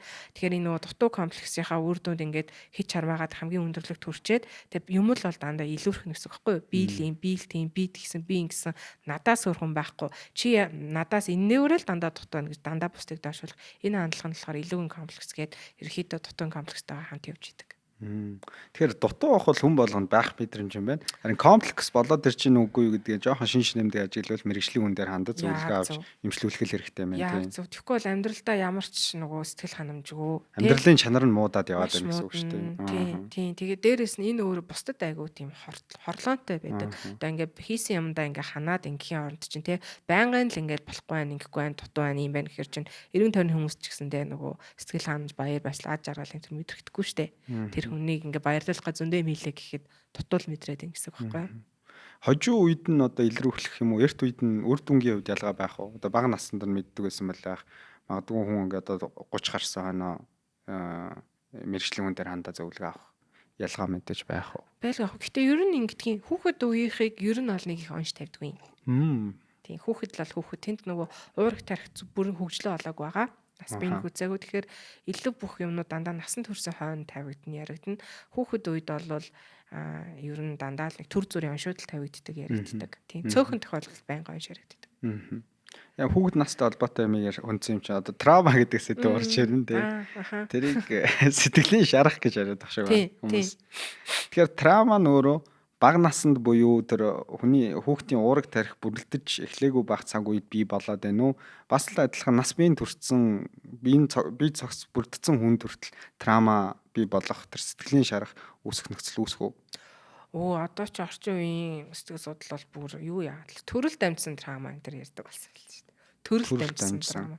Тий. Юу л интергенерашн илүү би гоё нэрийг олохгүй байна. Тэгтэл тэр нь юу гэж нэхэр жишээлбэл судалгаагаар ингэсэн гэж байгаа байхгүй хорих лагерт дэлхийн 2 дугаар дайны үед хорих лагерт хоригдсан хүмүүсийн өөр удмууд төрхөөсөө сэтгэл төвшөлтөд төрж ийнө гэж байгаа байхгүй төрхөөсөө тэгээ тэр хүмүүс том болоод сэтгэл төвшөлтөй байх нь энгийн 2 дугаар дайны лагерт байгаагүй хүмүүстэй харьцуулахад илүү байна гэсэн. Тэгэхээр энэ бол интергенерашн траума гэдэг санагдаад байна. Үе дамжсан траума байгаа байхгүй. Тэгэхээр жишээлх юм бол би тэгээ тэрийг бодож ирсэн чинь монголчуудад нөгөө хэлмэгдүүлэлт үе гэж бас байсан шүү дээ. Тэгэхээр тэр хэлмэгдүүлсэн хэлсэн тэр айл гэрийн хүмүүсийн хүүхдүүдийг бас өнөөдөр харьцуулаад үзвэл ямар гарах болтоо гэж бодож байгаа байхгүй. Жишээлбэл Тэгэхээр юу хэлж ийн гэхэлэр бүр үе дамжсан траума гэхээр бүр гидсэн их бүрэлдээг үед ч бараг траума авчлаа л гэж ойлгох гээд байгаа байхгүй. Бүр эсийн төвшөнтэй. Тий, генд нь шууд гэж суучж байгаа гэсэн үг байхгүй. Тийм. Тэгэхээр траума бол аль ч цаг үед сууж болно гэж байгаа. Ер нь бол яагаад дандаа хүүхэд насны траумаг илүү яриад насанд хүрсэн трауманы их ярьдгүй вэ гэдэг асуулт байгаа тий. Тэгэхээр энд ийм байдгийн түрүүн хоёлоо нь уурах тарих ингээд төдийлөн бүрэн хөгжлөө олоагүй гэж ярьсан шүү дээ. Тэгэхээр хүүхэд хартаа цагаан цаас шиг ямар ч мэдлэг туршлагагүй төрж байгаа. Тэгээ энэ нэг амьтанд чи эцэг их нь батлаарэ миний хүүхэд одоо уйлах гэдгийг уйлаад ингээд гомдож хашгирж байгааг уурлах гэдэг ч юм ингээд танилцуулаад энийг ингээд уулан заах хэрэгтэй байд юм байна. За тэгэнгүүт тийм юм ингээд байхгүй ингэхгүй эцэг ихтэй байлаа. Гэхдээ тэр хүүхэд ямар нэгэн байдлаар стресст орлоо шүү дээ тий. Одоо ингээд гадаа тоглож исэн чинь нэг том бит бөмбөгийн шүрдэг ч юм уу. Зөв энэ жишээ энэ яг траума хавгыг нэгтгэхгүй. Гэхдээ ингээд жишээ авлаа. Тэгэхээр энэнд нөгөө нэг яаж сэтгэл хөдлөлөө гаргахаа ингээд хүүхэд мэддгүй юм байна. одоо ингээд тэрэнд ингээ уйлан тэнгүүд аргахдахгүй юунд уйлаад байгаа завгүй байхад наад чинь тэгээ нэг ганц бөмбөгөө алдаалж дахиад аваад өгч штэ ч юм уу тэр хүүхдийг загналаа гэдэг. Тэгэхээр тэр хүүхд болохоор уйллаа гэдэг буруу юм байна. Уйлахаар аавыг загнаад байна гэдэг. Тэгээ уйлахгүй тул ингээ хичээгээл бие чангалал барьдаг штэ. Тэгээд энэ нь болохоор хүүхдүүд нөгөө томчууд болвол чамтай ярихгүй би найзтайгаа ярьлаа гэж гараа авчих штэ жишээлбэл нэг арга замтай. Хүүхэд тэгэхээр нөгөө тэр сөрөг сэтгэл хөдлөлүүдийг яаж даван туулах арга замаа мэддгүй юм байна. Тэрнээсээ болоод тэр нь өөрөө нөгөө тэр хүүхэд өөрийнхоороо ер нь бол тэр сэтгэл хөдлөлөө шийддэг гэж байгаа байхгүй юу. Тэгээ хүүхэд ихвчлэн яаж сэтгэл хөдлөлөө шийддэг вэ гэхлээр мэрэгжлийн нэртэй болохоор регресс гэдэг. Ерөөсөө тэр сэтгэл хөдлөлийг шууд хоолыг бүхлээр нь залгиж байгаа юм шиг тэр чигт ингээ шууд залгаад идэг гэсэн үг. Бити уйлаадаа гингүү тэгэл ингээл хамаг юм ажиглал уйлхаа болдог ч юм уу те. Бити хов зөвөөдөө чи ядаргаадаа гингүүд ээж авд юм ярихаа болол дотроо хилмээр авч хилээ хацдаг болол ерөөсөө шингээгээл хийдэг. Тэгээ энэ шингээлт ер нь бол траума гэж хэлж болох юм. Сэтгэлийн шарах ер нь бол хүчтэй ингээд нөгөө эцэг ихээ алдах ч юм уу ингээд бодиттой зовлон байдаг штэ. Энэ нэг бол мөн гэхдээ нөгөө хүмүүсийн яг засал хийн гэдэг байгаа тэр зүйлийн цаана бол жишээлбэл би ингээд нөгөө арх удаг аав ээжтэй байлаа. Тэгээд гэр орноор аав ээж архичин найзууд нь ирдэг байлаа. Тэгэл яасаа хөөрхөн охин байгаад миний хацсан төрлөө надад тэр нь тохгүй байна те. Тэгэхэд аав ээж хоёр харин ингээд тоохгүй байна те. Чи юу гэж миний хүүхдтэй одоо ингээд би хамгаалаасаа гэж хүсэж илаа ш дуулна. Гэтэ бүр хэлэх байх чинь хүсэж байгаа ш мэдэхгүй. Гэтэ хамгийн гол нь ингээд би хамгаалахдахгүй байхгүй. Тэг хайрлагдахгүй аав ээж архиа уугаад архиндаа илваартай байна. Хамгаалахгүй байна. Тэгээд намайг ингээд дими гадуур яваад ирсэн чи хаанаас уцдахгүй байна. Тэгэхээр энэ бүх таагүй байдлуудыг би гэхдээ хинт хэлгээ мэдэхгүй. Тэгээс ер нь хэлэх ёстой гэдгээ ч мэдэхгүй. Тэгээ би тэрийг ингээ ерөөсөө шингээгээл байгаа байхгүй. Тэгээ энэ шингээлт өөрөө нөгөө нэг миний дотор сэтгэлийн шарах гэсэн үг. Тэгэнгүүт энэ гол нь насан турш үед нөгөө миний зан төлөвийн нэг хэв шинж болоод гарч байгаа. Жишээлх юм бол намайг хинж тоодгүй хүүхдээ хасаад би ганцаараа байсан гэхлээр би ер нь хүмүүстэй сэтгэл хөдлөлөөрөө ойртох тийм итгэлгүй болчихно гэсэн үг. Эцэг их мэн намайг сонсоогүй юм чинь би юу гэж танд хамаг юм ярих юм тийм үстэй. Сонсох хөстө хүмүүс намайг сонсоогүй бахт одоо гинт нэг надад нэг залуу хайртай гарахаар би амар тэр залууд хамаг юм ярина гинэ. Гэхдээ эн чинь нөгөө ингээд энэгшлийн асуудал үсээд өөрийгөө бусдад тусгаарладаг ховдон хүндээ тиймэрхүү хүн те найз нөхдгөө жоохон зожиг ганцаарнал ч юм уу. Тэгээ энэ байдал магадгүй жишээлбэл гинт би ухаарад нэг хүнд амар дурлаад ч юм уу тэгсэн чинь нэг ойлгохтой харилцаа маань нэг л бүтэж өгөхгүй ч юм уу те. Эсвэл ажлын хамт олонд би дунд нь уус чадахгүй байгаас болоод хүсээд байгаа мэрэгжилтэд орж чадахгүй ч юм ингээд хэвэн амьдрал төвөг болоод ирэхлээр хөвчлэг хүмүүс ухаан юу одоо тусламж авах гэж ханддаг болж таарж ин гэсэн үг засал руу. Гэхдээ ихэнх нь ер нь авахгүй штэ. Ихэнх нь авахгүй, ихэнх нь тэр чигээр амьдрын 100-ны цөөхөө хүн л авж байгаа. Ер нь бол авах хэрэгтэй юм байна, тусламж авах хэрэгтэй юм байна. Тэ эдгээр ингээд туслана гэсэн гээд жоохон үргэлжлүүлээ ярьчлаа тий. Бодит зүйлтэй нүүр тулъя гэдэг үг нь зарим нь бол шид зориг гаргаад явж байгаа. Зориг нь тэр зориг чинь гэхдээ хүм болгоноос байхгүй юм байна тий. Ихвчлэн эсэргээрээ за юу хинийн тусамж авах биш. Лайлаа одоо би идэрт дуусахгүй байна. Угаасаа л пялдаг энэ хамт олонд ингээл пялдагадаал дарга зэрэг урдуур гүдэл тушаалж ингээд би уурлж байгаа тий. Тэгээ би тэр уураа яаж гадагшуулахаа мэдэхгүй байгаа тий. Тэнгүүд би арих юм гэсэн үг. Тамхиад татна гэсэн. Буруу донтолт руу орох нь хор цуршил Өөрөө руу. өөрийгөө хэмжлэх арга гэж нэрлэдэг ихвчлэн. Тэгээд тэр чинь өөрөө нөгөө сөрөг хор уршигтай байдаг. Ихэнх хүн ер нь бол арихгүй ч гэж удаггүй шүү дээ. Тэгэхээр би угаасаа сэтгэлээ засна нойрны юм шууд сэтгцэн юмчтэр би ингээд ажилт намайг төвшүүлэхгүй уур үрээд байгаа болохоор нойр юм аа гэж ачихгүй энэ ч гэсэн юу яриад байгаа гэж те. Тэгэхээр зүгээр шууд пив уугаа унтах надад амарлаж байгаа юм. Угаасаа пив угаар унтэн штэ. Тэгээ өдрөөс өдөрт миний уух пивний хэмжээ нэмэгдэн. Тэгсээр би пив ч юм болж байгаа л гэсэн чинь тий. Энэ удаагийн дугаарыг та бүхэнд хамтран хүргэж байгаа Монголын жигүүр Хүннээ Air компани. Хүннээ Air компани Монголын агаарын тээврийн салбарын өнгө төрхийг дэлхийд дахин тодорхойлж зах зээлийн хамгийн хэм дунаар зорчигч та бүхэнд шинэ стандарт, шинэ агаарын хөлгөөр үйлчилж эхлээд нэлээдгүй хугацааг өнгөрүүлж байгаа байлээ. Дээрээс нь Бээжин, Хайнан, Дубай, Фукок, Осака, Ташкент гэх мэтлэн дэлхийн агаарын тээврийн томоохон хотуудыг Улаанбаатар хоттой холбож шууд нислэгийг үйлдэж байна. Монголын жигүүр Хүннээ Air компани. Сэтгэл хөдлөл гэдэг сэдвийг та сайн хөндлөө. За сэтгэлийн шарахын тэгвэл би сүүлд нэг тийм нийтлэл унссан юм а. Тэр нэг хорт тавдрын Японы эмчилүүд.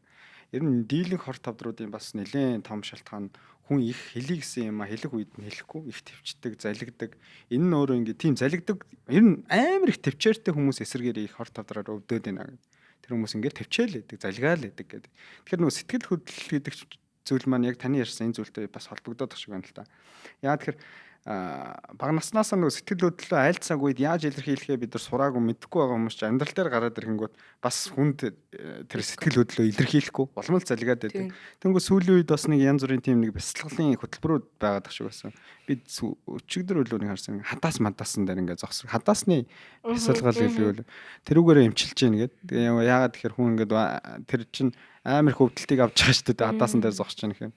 Тэнгүүд хүн чинь нөгөө өмнө нь 100-аад байсан хүн чинь тийм өвдөлт авангууд тесрэлж явж байгаа л гэж би зүгээр харж байгаа. Тэгээ үйлээл тэгээ ингээл өвдөлттэй мэдрэл. Тэнгүүд дотор нөгөө тэр олон жил дарцсан байсан зүйлийн тиймэрхүү байдлаар ингээд бас ил гаргах техник юм болов уу гэж би яаж хэлсэн. Тэгэхээр одоо сэтгэл хөдлөл гэдэг маань өөрөө баг сэтгэлийн шарахын улс суурь, сэтгэл хөдлөлтэйг хүн илэрхийлж явах, байн гаргаж явах, төвчгүй хэлэх үгийг хэлж явах нь өөрөө хамгийн чухал зүйл болчиход байна уу тий. Хамгийн чухал. Тийм. Тэрийг тэгээд гол нь хилдэг, ингэдэг, тэр эрхчлөө, тэр боломжийг яг зөв хэлхийн, зөв гадагшуулахын ээж аав зааж өгөх хэрэгтэй байхгүй юу?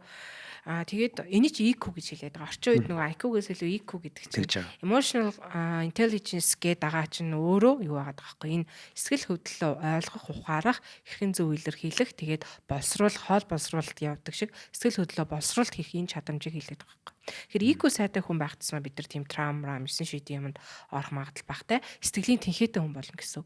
IQ бага байх тусмаа бид нар сэтгэлийн тэнхээгүй одоо юмд ингээ амархан нухчирдаг, хэцүүддэг хүн байх гэдэг байна гэсэн.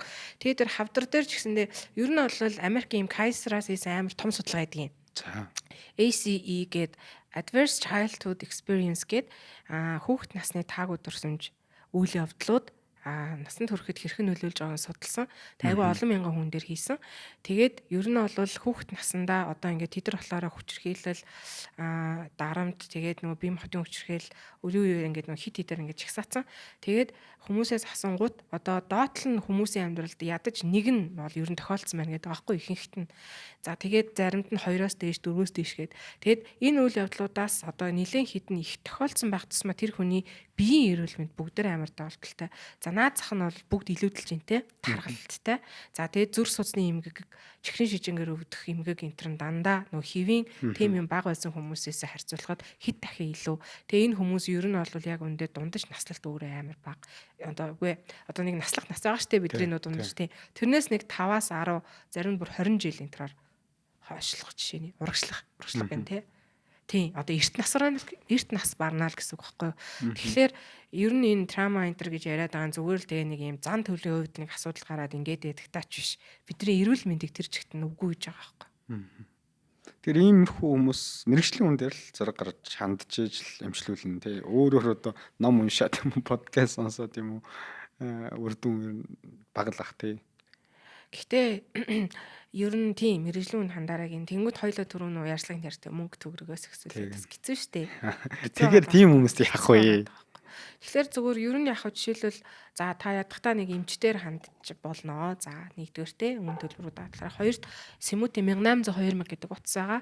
За үнэхээр хаяа ингээд бүр хэцүүдсэн үедээ утастай зөвлөгөө авч болдог 24 цагийн эмчнэр суудаг утас байгаа. Гуравт нь бол за танаа ингээд ажилдаг компани янз бүрийн боломж даатгалын тэрдэг бол тэрийгээ сайхан ашиглаарай гэж зөвлөнө. Тэрүүгээрээ жинхэнэ мэрэгжлийн хандаж болно. За дөрөвт нь гэхдээ үнэхээр подкаст сонсох, ном энтер унших юу ч хийгээгүйгээс бол хамаагүй дээр эцээ эцэд бол таал өөрийнхөө амьдралыг аврам бусад хүмүүст чиглүүлэлт хийн штэ. Тэгэхээр хүн болгонд өөрийнхөө төлөө тэмцэх потенциал байдаг болохоор пив аваад унтахын оронд зүгээр нэг ижил төстэй юу ном уншиж тэгж болно. Миний нэг таньдаг хүн бол Монте Кристо гүнг айгүй их үздэг хямар хоолгондоо. Тэгээд ерөөсөө нөгөө асуудлыг даван толох ирчвчээ олж авдаг. Дандаа. Тэр чинь амар хэцүү л цохол гардаг штэ тий амар хэцүү юмэг айгүй томоор амжилтад давдаг залуунд гардаг штэ. Тэгэхээр тэр хүн тэрнээс ингээ айгүй урам авах жишээ нэ. Тэгэхээр би бол хүмүүстээ намтар айгүй сайн уншиж байгаарэ гэж зөвлөдөг. Намтрууд бол үнэхээр хүнд урам зориг мотивашн тэ ижил төстэй амьдралаас тэр хүмүүс яасан. Нэг гэсэндээ нөө ээж аавын хэлж яриаггүй бусад хүмүүсийн намтрыг унших байдлаар биднээс олж авч болно штэ туршлагаараа. Тэгэхээр юу ч хийгээгүйгээс ол дээр өөрийнхөө төлөө ер нь бол эрүүлэр тэмцээрэй л гэж зөвлөмөр байна. Тэгээ найс нөхдөдтэй хандаж ярьж болно. Эсвэл ингээд янз бүрийн гүйтингийн уулзалт энэ төр гэдэг бол тгийж болж болно. Ямар нэгэн байдлаар тусламж авч сурах хэрэгтэй. Хин нэгнээс ойр дотны үнээс ер нь бол нөгөө лам амд хандаад химрэнсэн тавиулах ч өөрөө тусламж өгсөн мөн штэ. Буруудахгүй сэтгэлийг чинь засч өөдрөг болгож л байгаа л. Тэгэхээр мэдээж хамгийн гоё зүйл бол мэрэгжлийн хандах. Гэхдээ тэрнээс наагур та тэр тань хэрэг хэцээ бол бас юу ч нөгөө би гарцгүй мэн гэж бити бодорой л гэж хэлнэ. Мэргэжлийн хүмүүс тантахад нэг хүмүүс нэг ийм айдас байдаг шүү дээ. Монголын нэг юм жижиг гэн тий. Тэгээ энэ хүнд очиод би хамаг нууцаа ингээд ярьчдаг. Дараа нь тэр нууцлал маань өөрөө хэр чанартай хадгалагдах вэ гэдэг асуудал байдаг. Цэвэр одоо болохоор энэ итгэлцэл дээр л яваад ах шиг байгаа тий.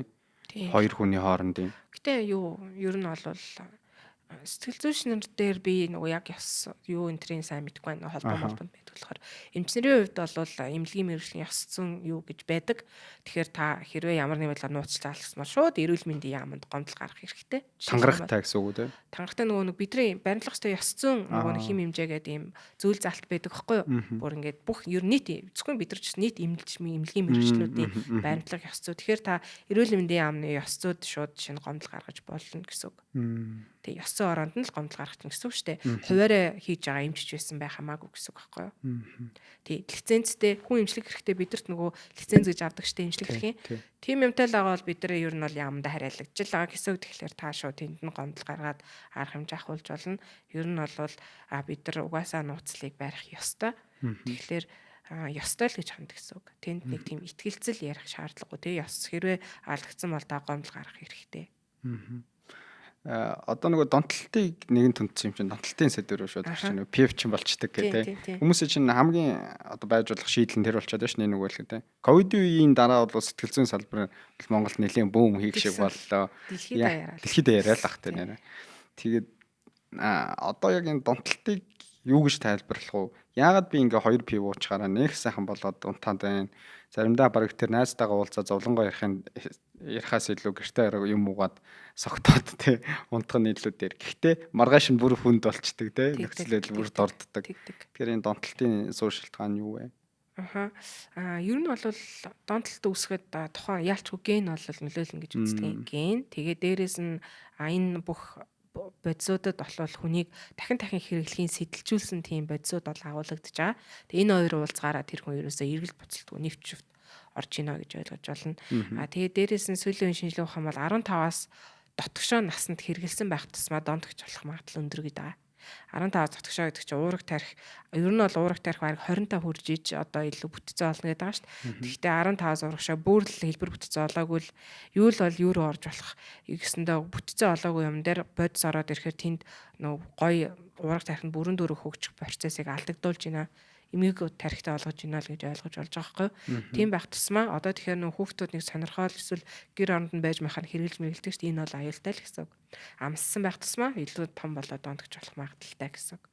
Тэгэхээр жишээлх юм бол согтууруулах ундааны хувьд гэхэд энд бол бидний одоо жороор бичдэг нойр суулгах хэмийг айгүй их хэмжээгээр агуулж идэг тэр эмэнд агуулгаддаг бодисыг.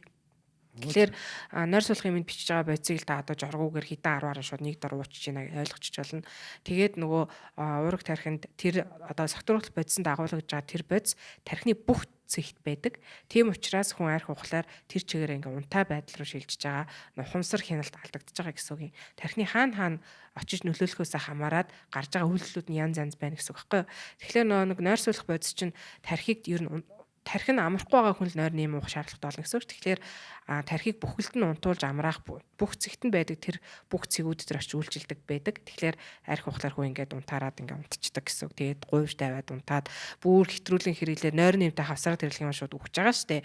Одоо дууд Мерлин Монро байна, өөр хин нөгөө Эми Вайнхаус байна, Уитни Хьюстон байна. Зүгээр арх хэтрүүлж угаал өгчээд байгаа шүү дээ. Тэр чинь хэмжээгээр бүр хэдэн зуун минор нэм уусанд адилхан болчиход байгаа байхгүй.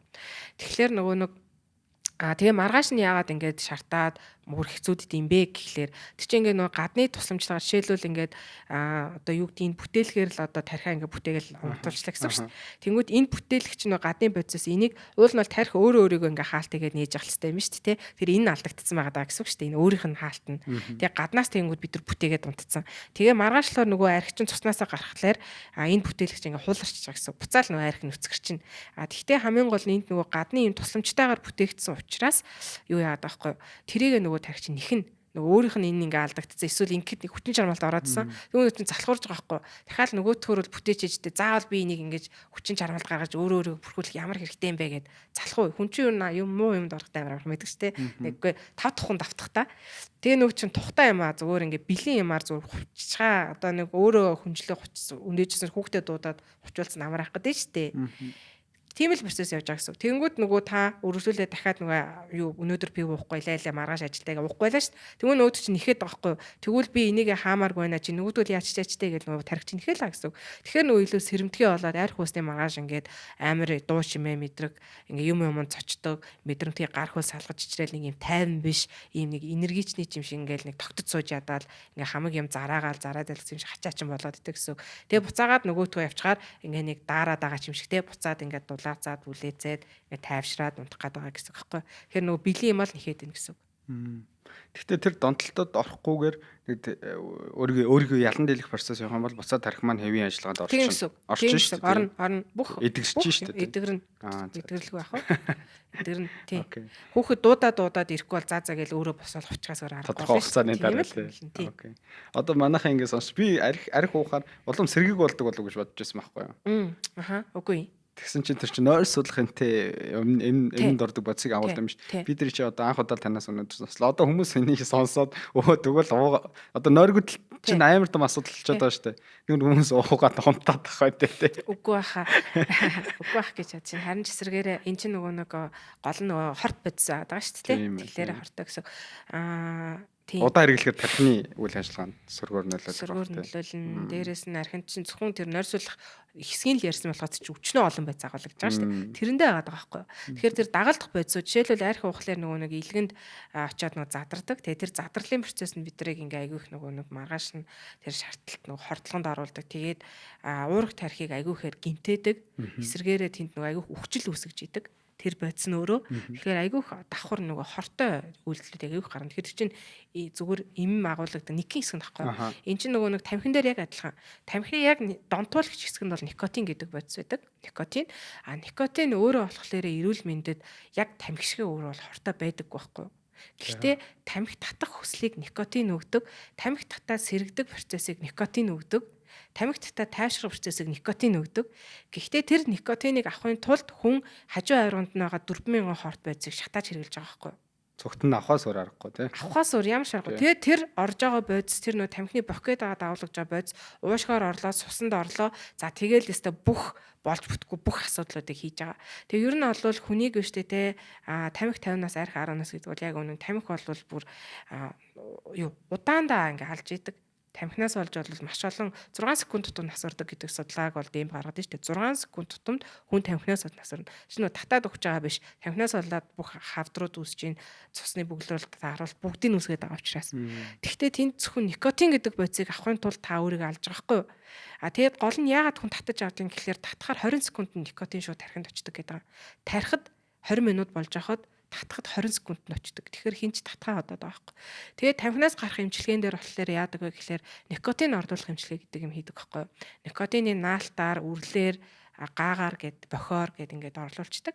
Тэгэл никотино хэрэглэхээр нөгөө тамхи татах хүсэл нь байхгүй болчдөг. Угаасаа никотин л авах татаад байгаа байхгүй. Тэгээ хүмүүс болохоор тамхинаас гарan гингүүд никотин багтай тамхи татаж матаал ингээл идэг тий. Тиймэрхүү арга хэрэглээд идэг тэр ятцсан арга л да. Гэтэ тэр учир нь тэр ахгүй. Тэгэхээр архины дотор нөгөө тэр бодисоо авах гэж хүмүүс амхан дуугаад байгаа. Хажуу авирганд нь амар олон хорт бодисоос дайварт нь орж байгаа, илгийч алж байгаа, тархич алж байгаа, бүх юмч алж байгаа гэдгийг ойлгох хэрэгтэй байхгүй.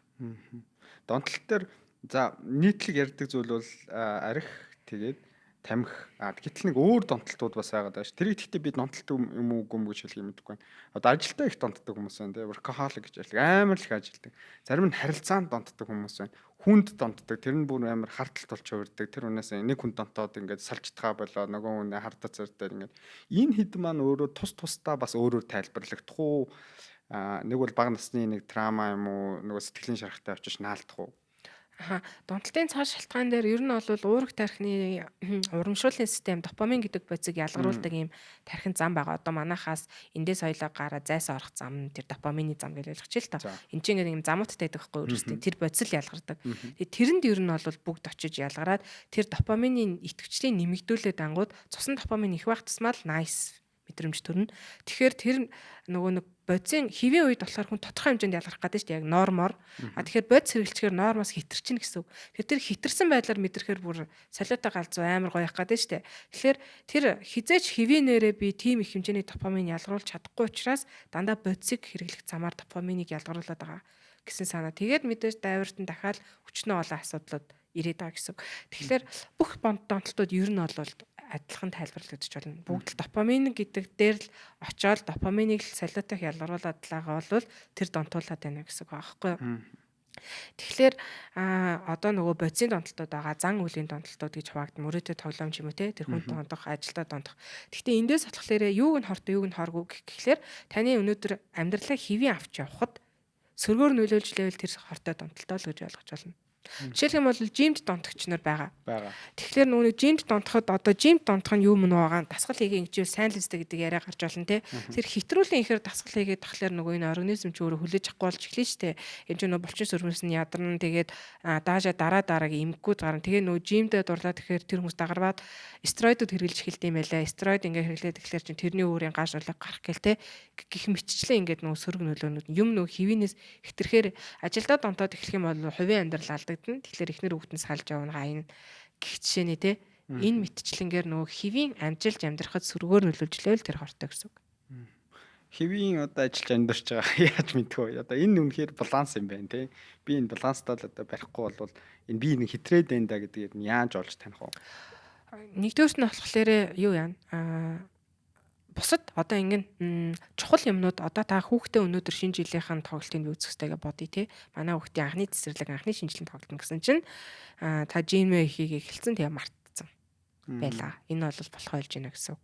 Та ингээд ирэмблэлт өөр бусад чухал юмнуудыг чухал тавьж чадхаа болохыг л хэлнэ. Нэгт амарна. Хоёрт эргэн тойрны хүмүүс ч бас хэлж эхэлж болно. Наа чи арай диндэд байна. Чи сүүлүүд арай л ихтэй та хамшиг санагдаад ах юм гэж бас ярихаас бас хамаардаг. Тэгээ тэрнээсээ болоод янз бүрийн хэрэг төвөгт орох те асуудалд орох. Одоо чинь найр хууж байгаа хүмүүстэр болохоор ирүүлжүүлэгжсэн үү, юм алдаж асгаж ийсэн үү, гинтэр толгойж гэнэ гэдэг асуултууд байдаг байхгүй. Эдэр бол ингээд цувраад орно. Ер нь бол болохоо яж байгаагийн номер 1 зүйл бол чухал гэсэн бусад та хэвийн урд нь тэр зүйл гарч ирээг байх ч юм ингээд чухал байгаад марталгүй ингэдэг байхад одоо ингээд мартаад болоод ингээд эхлэх хэрэг эхэлж байгаа гэсэн үг.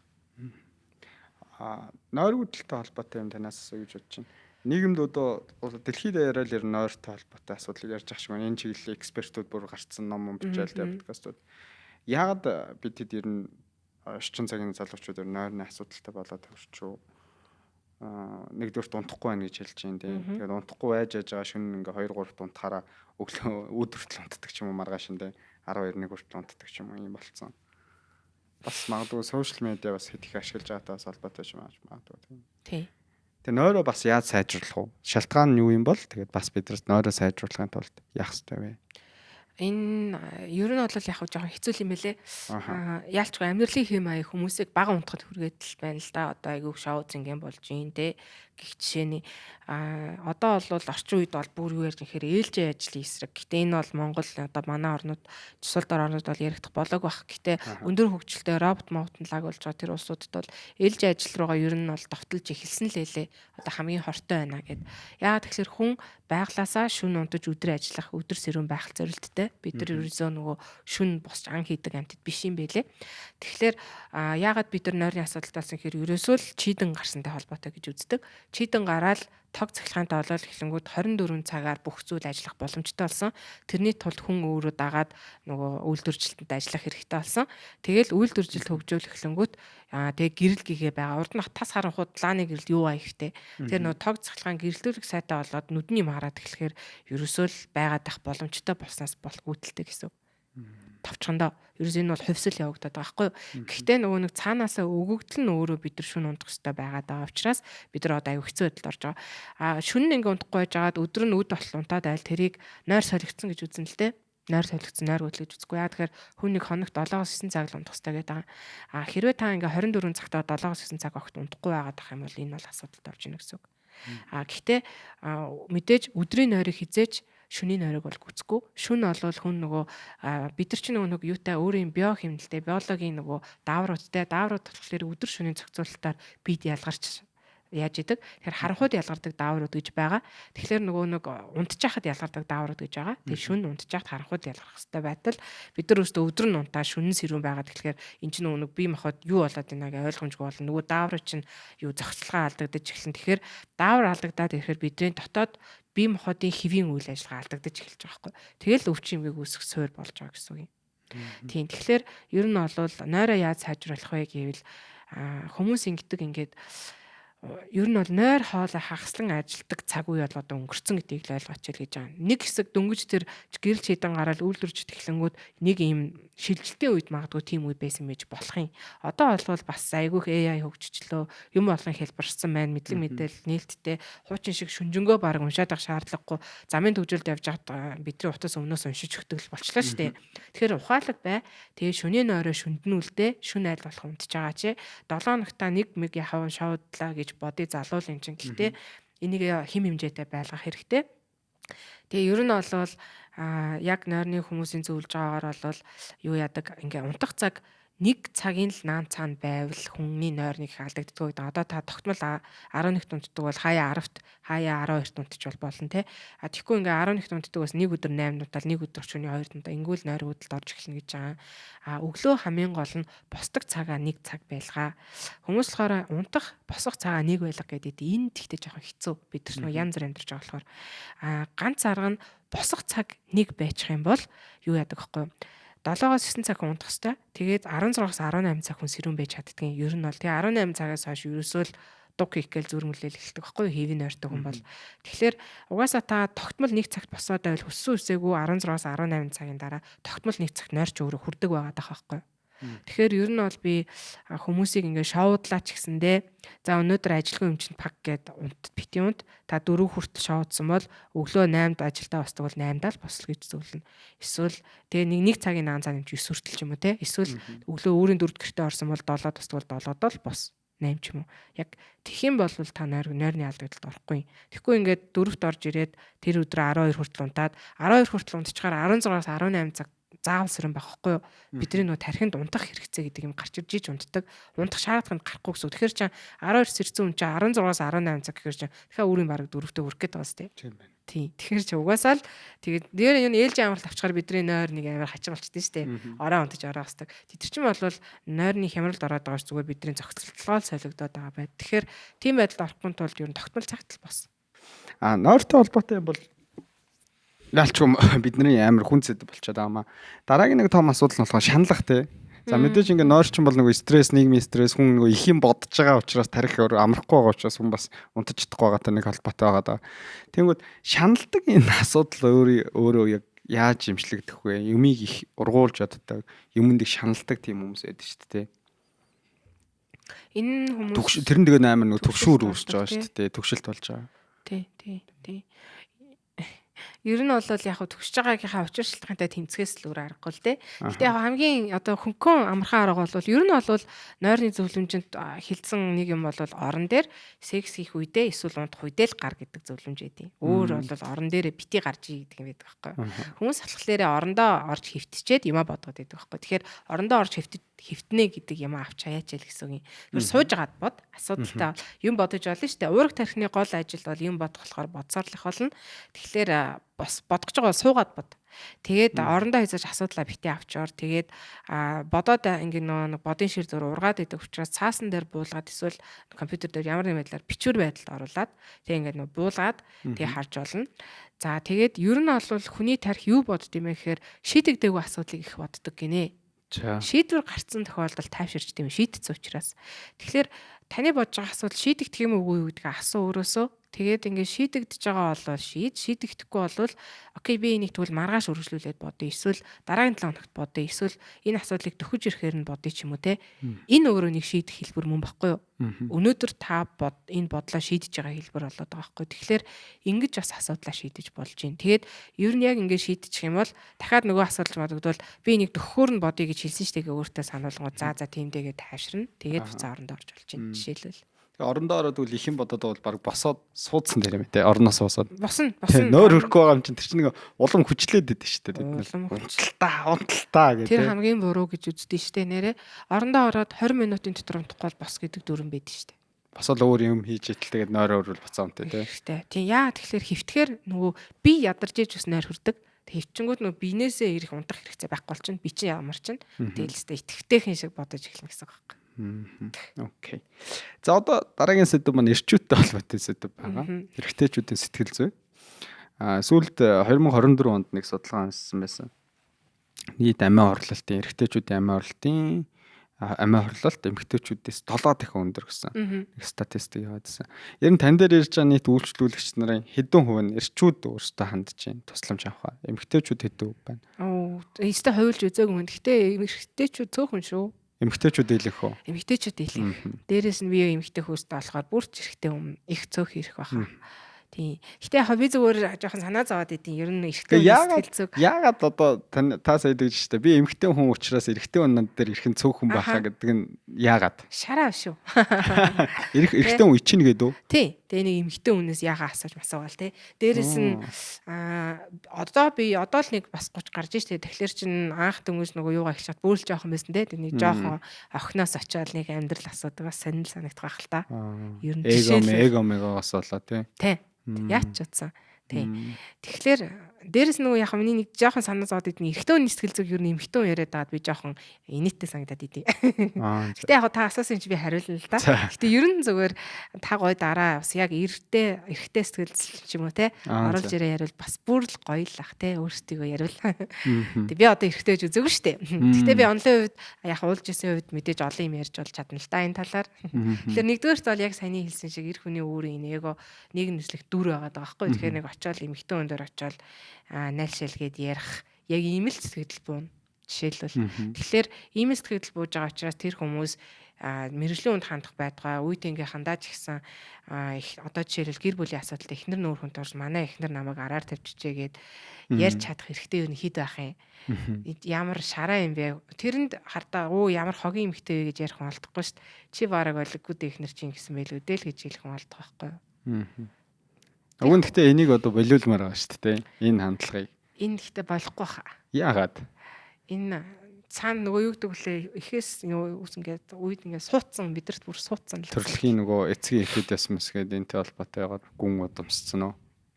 Тэгэд ер нь ичгүүр гэдэг мэдрэмж хүнд амар хэцүү мэдрэмж байдаг. Ичгүүр ичих мэдрэмж амар шараа шүү дээ. Ичсэн хүн ална гэдэг үг байдаг шүү дээ. Энд тоглоом биш байхгүй юу?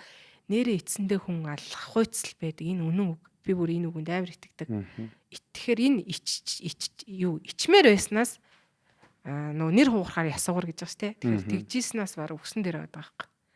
Тийм тэгэхээр энэ айгүй тийм удаан хугацааны эволюцид л хүн төрөлтний бид нар чинь эволюц гэж сэтгэл сэтгцэн өвч гэсэн те. Тэгээд тэр эволюцийн хувьд явагдах гэхээр дэлхийн ертөнц гол нь тийм гоё найс болж хөгжих юм уу эсвэл эргэлжлээл 50 байдлын дараа нөгөө нэг үг өгдөг штэ муу хүмүүс дайныг авчран дайн сайн хүмүүсийг авчран сайн хүмүүс 50 цаг гэдэг шиг тэгээд ах юм уу бидраас мэдэхгүй штэ. Гэхдээ гол нь зүгээр тусламж авч сураасаа гэдэг мессежийг бол эрэгтэй хүмүүс ихтэй аягуусаа өгж явах хэрэгтэй мэлээ. Тусламж авч сураач гэдгийг тийм. Энэ нь заавал нэг мэрэгжлүүнд хандах биш. Ер нь зүгээр ямар нэг шийдэл гаргахаас өмнө бусдад хандаач гэд. Тэгэхээр эрэгтэй хүмүүс яг ийм байдлаасаа болоод амиа хорлох өгсөн дээр санагдаж байгаа гэж байгаа. Гэхдээ энд статистик харахад эрэгтэй эмэгтэй хүмүүс хоёулаа адилхан орлого хийдэг. Яг адилхан тэрэнд бол ялгаа байхгүй. Гол нь амиа хорлох насварсан дээрээ ялгаа гараад идэв юм байна. Яг ч л санагдаа байна. Тийм. Эмэгтэйчүүд болохоор харьцангуй зөөлөн аргууд ашигладаг юм байна. Тэгээд нөгөө очоод тусамж үзүүлэхэд амьд үлдэх магадaltaй байдаг тий. Им хэтрүүлж явах ч юм уу, суцаа анах ч юм уу. Эрэгтэй хүмүүс болохоор одоо дүүжлэх, өсрөх яваад экстрим үйлдэл. Яваад очиход ч гэсэндээ угаасаа амьд байхгүй тохиолдол нь илүү байдаг гэж үздэг юм лээ. Тийм учраас тоо статистик дээр их байгаад байж бас болох юм даа. Бид нар ч болохоор тэрийг харахаар эрэгтэйчүүд л сэтгэл зүйн хувьд Монголд амар том асуудалтай байгаа гэж хараад байна. Тийм. Тэгэхээр тэр статистик бол тэгж тайлбарлах хэрэгтэй юм лээ бид нар тийм. Хин хэцүү байгаа. Гэтэ эрчүүд бол илүү шийдэмгий алхам хийгээд байна гэсэн үг. Тийм тэр нь аюу хэцүү. Гэхдээ таны байр суурь бол одоо чинь эрэгтэй хүн үнэхээр асуудалтай бай гэж бодож штэ сэтгэл зүйн. Тэгэхээр нөгөө эмэгтэй хүн дээр байна уу? За болис эрэгтэй сэтгэл зүйчдэр очно уу? Ичхэвдэр өөрийнхөө асуудлыг бүгдийг нэрнэ гэсэн үг шүү дээ. Ичхэвдэр байдалд орохынхоо оронд баг зүгээр ингээд тавьчаад явж гэдэг үл ер нь бол буруу үстэй. Буруу. Маш буруу шүү дээ. Буруу айлгүй. Ичхэвдэр байгааг тэгвэл яаж хүлээн зөвшөөрөх вэ гэсэн одоо асуулт руу орох гэдэг шүү дээ. Энэ эгого хай, тэр зоригоо хай чи сайхан амьдрмаар бол очоод зүгээр хүнд хэлтэйгээд тэр нэг ичхэвтер байдлыг яаж ингээд хүн хаалганы ард хаяа тань дээр очиж зөвлөгөө авах вэ гэдэг асуулт. Энэ амар гоё асуулт байна. Энэ яг энэ тал дээр миний нэг бас найз Ядамжаа гэдэг нэг сэтгэл зүйч байдгийн Францаас сурсан. Уул нь эмч хүн. Тэгээ Францд сэтгэл зүйч болсон. Тэгээ тэр хүн болохоор надад энэ хүнийг танилж өгч байгаа. Брене Браун гэдэг нэг эмэгтэй Америкийн амар алдартай судлаач эмэгтэй байгаа. Тэгэд энэ эмэгтэй болохоор 25 жил ичгүүрийг судалсан байдаг байхгүй юу. Ичгүүр судлаач амар марцсан. Тэгээд тэр хүний нэг хэлсэн гоё үг нь болохоор судалж болохгүй зүйл гэж хорвоодор байхгүй гэж үздсэн. Тэгээд ичгүүр гэдэг мэдрэмжийг тэр хүн судалсан байгаа. Тэгээд ер нь бол судлаад исэн чинь ичгүүрийн ар дээр тэр хүн болохоор хит хит нэр томьёонуудыг гаргаж ирсэн байдیں۔ Тэгээд нэг нь бол нөгөө нэг зориг байсан. Тэгэхээр яг үнийг хэлэхэд хин илүү зоригтой, хин илүү сэтгэлийн тэнхээтэй, хин илүү мундаг байна гэхлээр энэ нөгөө нэг ичгүүрийгээ одоо нөгөө яг боловсруулж чадж байгаа ичиж чадж байгаа хүн гэсэн үг байгаа байхгүй юу.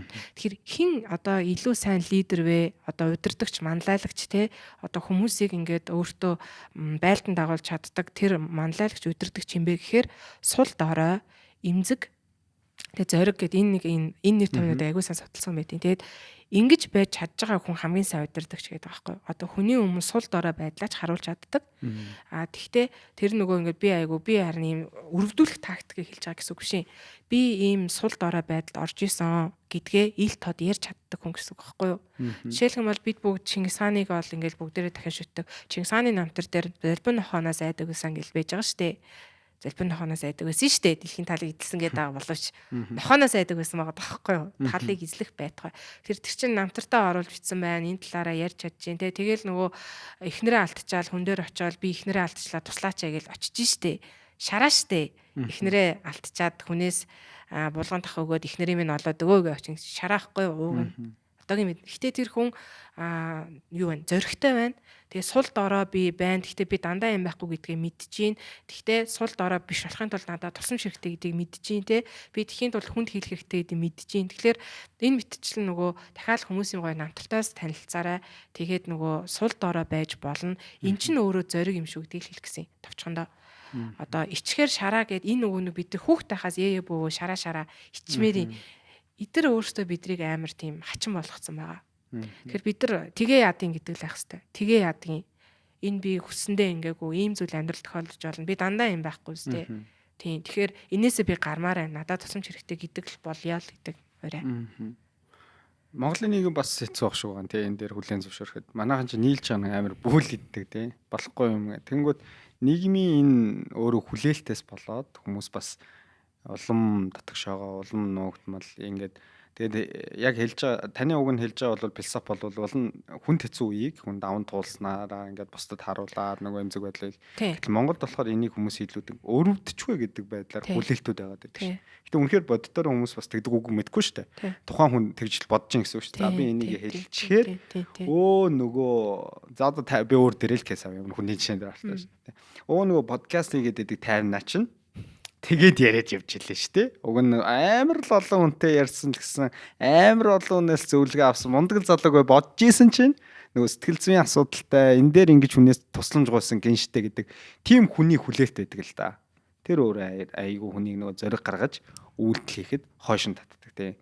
Нөгөө намайг хэн нэг өрөвдөж вэ тий. Тэгдэг гэдэг. Тий шараа. Шараа тий. Ер нь бол цаанаа шараа тий. Тий. Ичих мэдрэмж. Тий. Тэгэхээр яах ч вэ энэ дугаараар бас яг тэгж бодоод байгаа. За тэгж бодож байгаа хүмүүс тэгээд тэрийг бас өрөвдөж хүлээж авч байгаа хүмүүс энэ төр бас сэтгэлгээг өөрчлөөсэй. Бид нар бас залуу хүмүүс арай өөр төвшөнд гарах цаг нь бас болчлоо шүү гэдэг мессежийг та бас өгөх шиг боллоо. Өгмөр байна яг үн. Тэгээд сургууль одоо хүүхд наснаас нь энийг тэгээд суулгаж эхлэесэй те. Эцэг эхчүүд бүгдээрээ. Магадгүй бас боловсролын системтэй ч юм уу тий. Ер нь шаардлага байвал тий. Олон улсад ер нь ямар жишгүүд байдаг юм дээ. Олон улсад бол харьцангуйд сэтгэл судлалаар маш сайн хөгжсөн улс орнууд ер нь ямар улсууд байна. Тэр хүмүүсээс одоо бид нар бас суралцах ч юм уу нийгмийн хүлээлтийг нэг амар бүүлээддэг нэг ингээл газар дор ортол нь байхгүй болгодог. Нөгөө хүн тэгээд сэтгэлийн тэнхээгүй амьдрах аргагүй болтол нь явуулж байгаа шүү дээ. Тэр хүн бол амиач хооллон зарим нь бол сэтгэлийн тэнхээд нь бол даваад гараад эргээд амьдралдаа нийгэмдээ хөл тавиад буцаад ингээд нийгэмшээд явж байгаа шүү байна л та. Манай нийгэм ер нь ямар асуудалтай байна? Нийтээрээ бид нар ер нь гэхдээ энэ дэлхийд даяараа л ах энэ нөгөө яг нөлөөлөгч нар бас энэ 90-100-д ороод тэгээд намайг хүүхэд тахад чинь саятан болгоцсон. Одоо бол бүх хүүхд тэр бумтан гэж ярьдаг болсон байл шүү дээ. Саятан хүнд мундаг санагддаг гэсэн чинь. Тэрэн шиг тэгээ ингээд юм хувьсаад байна. Тэгээд амар хэлбэр аргаар одоо нэг хөнгөн аргаар одоо их баялагийг бүтээж болно гэдэг ухтгуун руу айгүйх явдаг боллоо шүү дээ. Бидний эцэг их үед болохоор нөгөө ариун цагаан хөдөлмөр гэж ярьдаг байсан юм шиг байгаа. Одоо бол тийм ярьдаг хүн байхгүй боллоо шүү дээ. Хин илүү ухаалаг, хин илүү чадж байгаа нь явна мөн гээл. Тэгэхээр бид нар ер нь бол би яг манай ер нь бүхэл газар л та энэ дэлхийд даяараа бид нар ер нь нөгөө нэг юу гэмдэ нэг сэтгэл ханамжийг мэдэрчихэд л бүгдээрээ суралцмаар санагдаад идтгий. Бага юмдаа хандаг. Талархах гэж яриад байгаа. Тэгээд талархан ханан тэгээ нөгөө бага юмаа байгаагаар ингээ мэдэрч чаддаг. Гэхдээ тэгэл зогсно гэсэн үг шүү дээ. Хүн дандаа ахир твшиж бол ёстой. Гэхдээ нөгөө нэг тэр чин эмгэг болоод ирэхээр бага юмаа ерөөсө үл тоон байн дээшлээд байгаа байхгүй. Тийм биш. Ингээд нэг ханамжтай мэдэрч чаддаг байх хэрэгтэй шүү дээ. Тэр байдал руу суралцаасай л гэж айгүй хүсээд идэв шүү дээ. Тэр биднэрт үнэхээр яг үндэ байхгүй байгаа. Байхгүй. Та амьдралдаа сэтгэл хангалуун ханамжтай гэдэг. Одоо 10-аас хангалуун 10-аас 10 уу? Үгүй арай 10-аас 9. Зөө. Бас дээшлмээр юм байна. Гэтэ 10-аас 9 шүү. Энийг яаж ширнэ бий болох вэ та өөртөө? Сэтгэл ханамжтай байх, амьдрал талархах, байгаадаа ханах мэдрэмжийг. Ер нь бол хүнд яг үндэ тийм их юм хэрэгтэй бол байдаггүй юм билээ. Одоо жишээлбэл юм Алтай 5 багт ороход нөгөө Lexus-ээр явсан ч, Прогоноор явсан ч тэндээ хүржил байвал юугаар явах сайн юм шахгүй. Тэгэхээр бид нар тэрийг л айгүй ойлгох хэрэгтэй мөлий. Тэнд нөгөө хүрх, тэндээ гоё байх нь чухал юм уу? Тийшээ явхад бас тийм машинаар ингэж явж ийн гэдгээ мэдрэх нь гэдэг дээрээ бид нар айгүй хтэй гэж нөгөө ойлгох хэрэгтэй юм шиг байгаа. Тэгэхээр одоо зайсанд гоё хаус амьдрмаар байна гэж зорддог тий тэрэнд хүсэж байгаа юм бахад зүгээр л орох оронтойдоо happy тэр нь ингээ янз бүрийн аваар ослгүй найр цохившүүдтэй тий хэцүү хүчтэй биш л байгаа бол тэрийг гол бид нар олж харах юм бол тэгэл уулна сэтгэл ханамжтай байгаад байгаа байхгүй юу. Жишээлбэл тэг үнэхээр хүний тоо нэмэгдээ томруулж харахад бол томруулж байгаа болохоос биш тий гихчээний байх юм бол хүн уулна ханамжтай л байгаад байгаа юм. Харах онцгийн бас асуудал аваад авш байна тий амьдралыг харах онц. Яг үнэ харах онцог тий. Ямар хүмүүстэй нийлж байгаагаас бас тий. Ингээд би нэг юмыг зур анзаарч ирсэн. Би тэд нөгөө нэг ажиллах биш ингээд нөгөө ер нь нөгөө нэг их сургалтын дээр орж идэв энэ Маслогийн гурвалж ингээд та сонсч ирсэн үү? Маслогийн пирамид. Хэрэгцээний онол юм уу? Тий. Тэрийг та юу гэж ойлгодог вэ? Тэр хэрэгцээний онолыг тайлбарлавал тэр пирамидыг. За ер нь бол анхдагч хэрэгцээнүүд нь ингэж явж байгаад дээшлэх тусмаа илүү нөгөө сэтгэл зүйн хэрэгцээнүүд гэдэг юм уу? Хүний нөгөө амьдрал дээр авч болохгүй гэх юм уу? Авахд төвхтэй хэрэгцээнүүд нь дээшлэлт юм болов гэж бодож байна да. Тэрийг болохоор би яг үндэ бүх сургуулиудад суугаад хин яаж ордгийг мэдэхгүй байна. Гэхдээ миний ойлгосноор бол миний сургалтын системэнд бол тэр онолыг буруу заасан байсан.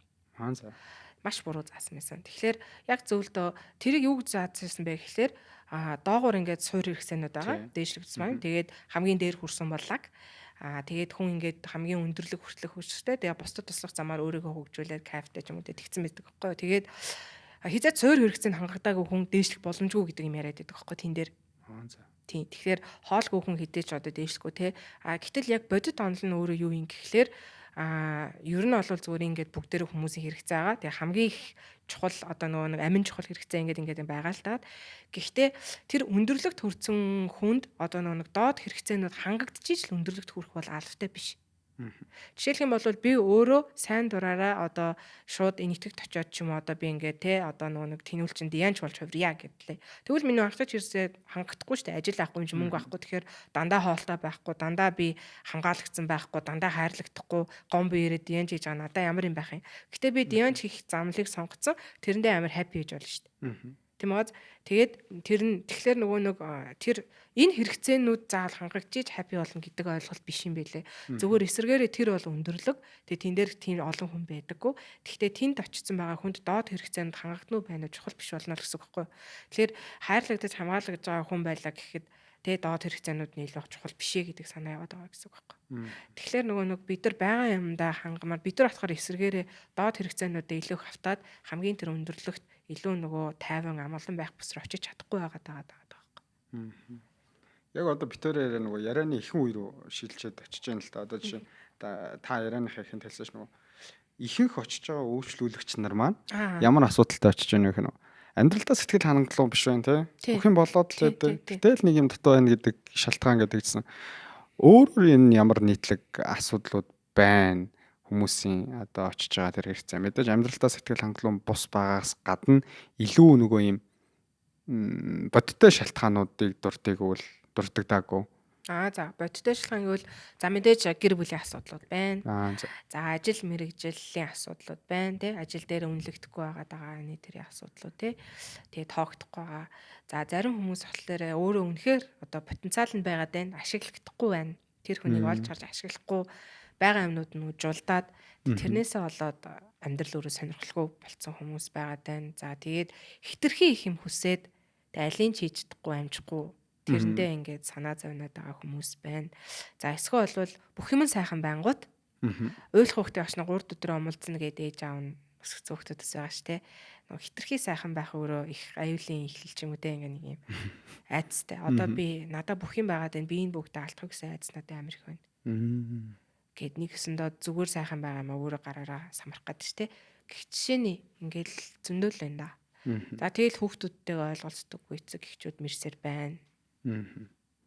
Одоо сэтгэл зүйн нэг юм одоо илүү нэг гүнзгийрүүлээд хүн ойлгох тусмаа заримдаа эхлүү зовдөг штэ тий. Бас цөөр шалтгааныг ойлгоод эхлэхээр ингээд өвчнийг хүртэл өөрөө судлаад ингээд гүнзгийрүүлэнгүүт их юм мэдээд ирэнгүү тэр нь зовлон болж өөртөө ижлэхэн сэтгэл зүйн хувьд магадгүй ингээд амар олон юм сонсоод хүн тий. Хүүе би чинь дотор комплекстэй юм байна. За травматай юм байна. За биер нь болохоо байцсан юм шүү гэд нэг хүн ингээд юм руу очих эрсдэл бас байгаа шүү дээ. Гүнзгийрхтэй. Тэгэхээр одоо би танаас илүү тийм бодолтой хүмүүсийг бодлыг илүү хөнгөрүүлэхийн тулд нэг ойлголтуудыг өгөөч гэж байна. Та ганцаараа биш юм биш үү? Энийг бас ингээ битгий хөндрүүлж бодосоо тий. Тийм. Ер нь бол тэгж бодох нь өөрөө хүний бас нэг зан байхгүй юу? Хүний л зан. Наач юм бол хүний л зан гэж хэлнэ. Нэгдүгээрт нь хүн болгонд байгаа. Хоёрт нь ер нь бол шүү дээ. Би нэг кинонд бүр амар туртаа сүүл нэг үйлчлэгч бас үзгээд бит хоёр ягаад би хүмүүсийг ингээд ер нь жоохон гэрийн алгорт кино үзэх юм тиймэрхүү юм өгдөг байхгүй юу? Ягаад тэгэхээр нэг яриад өнгөрчөр хүн мартдаг. Нэг юмар мэдрэхээр айгуу санд суудаг.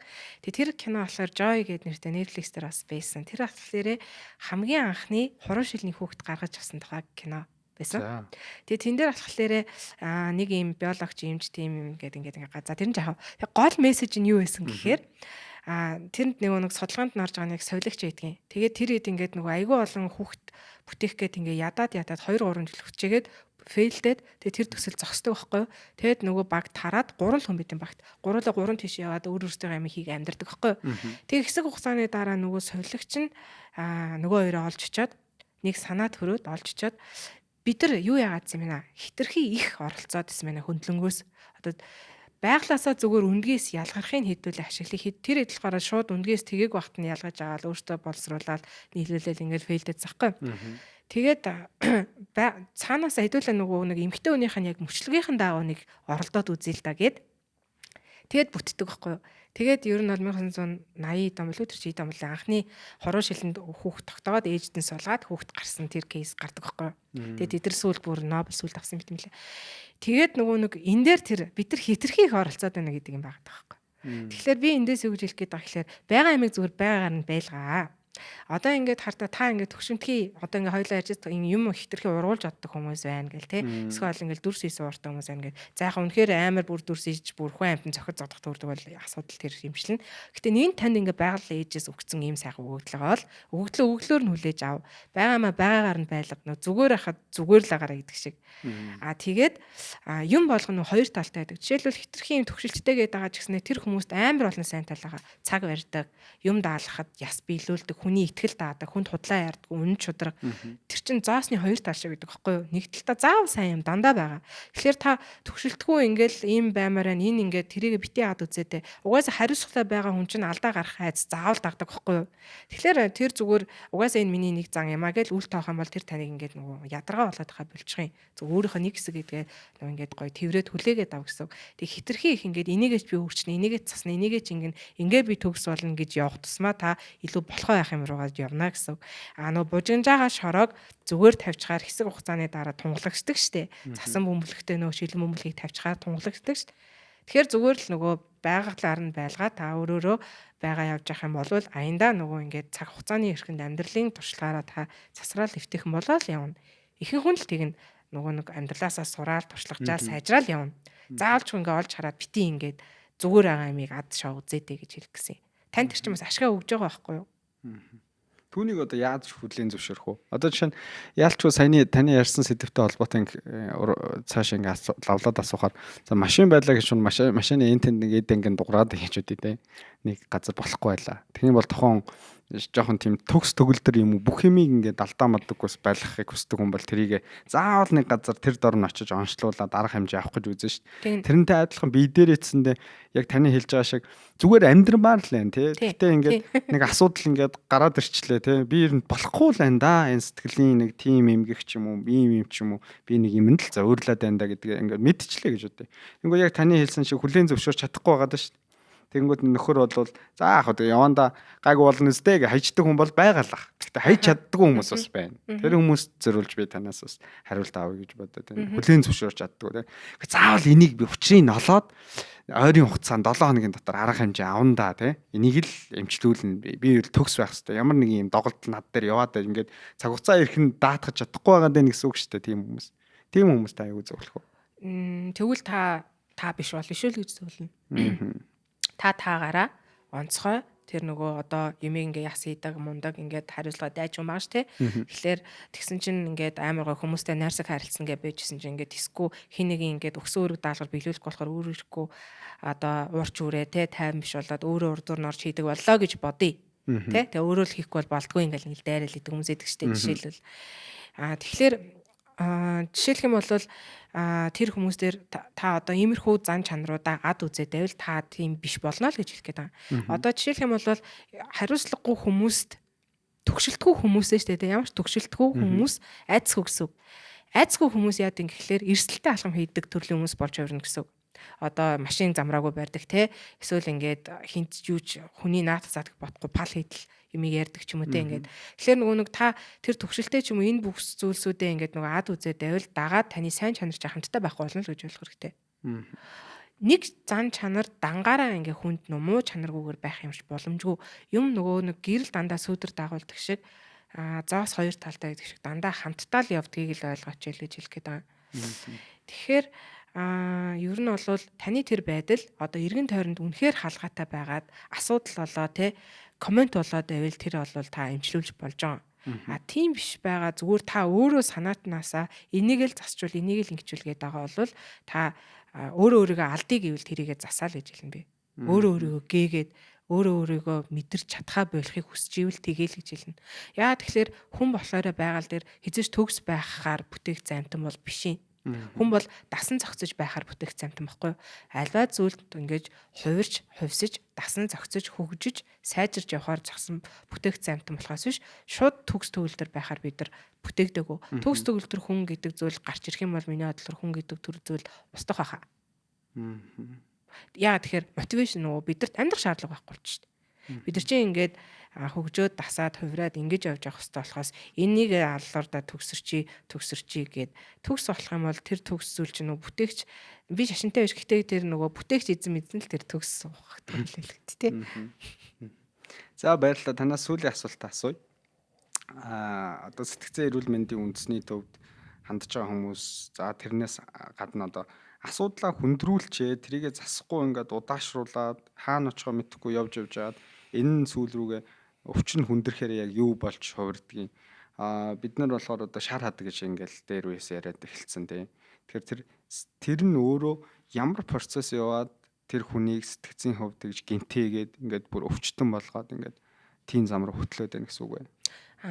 Ер нь бол тустай ойлголтууд. Тустай ойлголтууд. Тустай өвдсөн хүмүүс маань өөрөө ирэхгүй ямар нэгэн байдлаар өвдөх эрсдэл өндөртэй байжгаад тэгээд аль амьдралын цаг үедээ ямар нэгэн байдлаар өвдөх эрсдэл нь тодорч гарч ирэх магадлал нь илүү байдаг.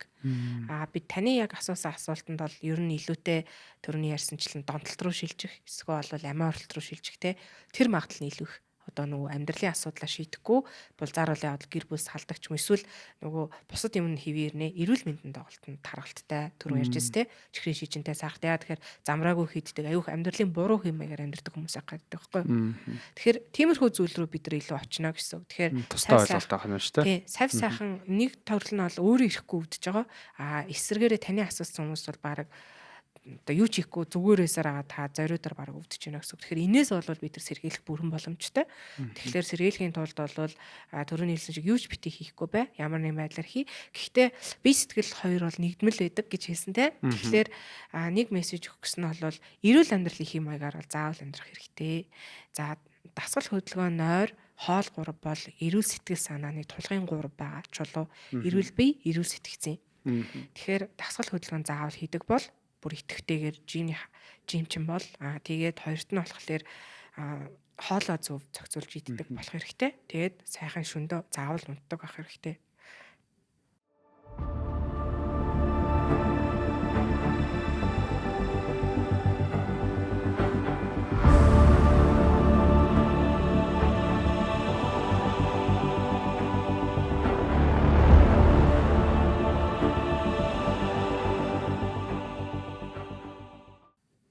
За баярлалаа тань. Цаг гаргаж манай студид төрөлцөж ирж ярилцсанд маш их баярлалаа. Их ажлыг хааж байгаа. Таны ч одоо амар их завгүй л байдаг гэж одоо мэргэжлийн хүмүүсээс сонсон. Тэгээд таны дугаарыг аваад тэгээд бид эдийг бас уриалгахгүй хүлээж аваад би одоо олдох нь үгүй юу гэж шаналаад байжсан. Тэгээд баярлалаа. Тэгээд энэ дугаар маань шинэ оны бас эхний дугааруудын нэг байх болно. Ямар гоё. За баярлалаа. Танд ажлын амжилт хүсье. Баярлалаа та бүгд ч гэсэн. За.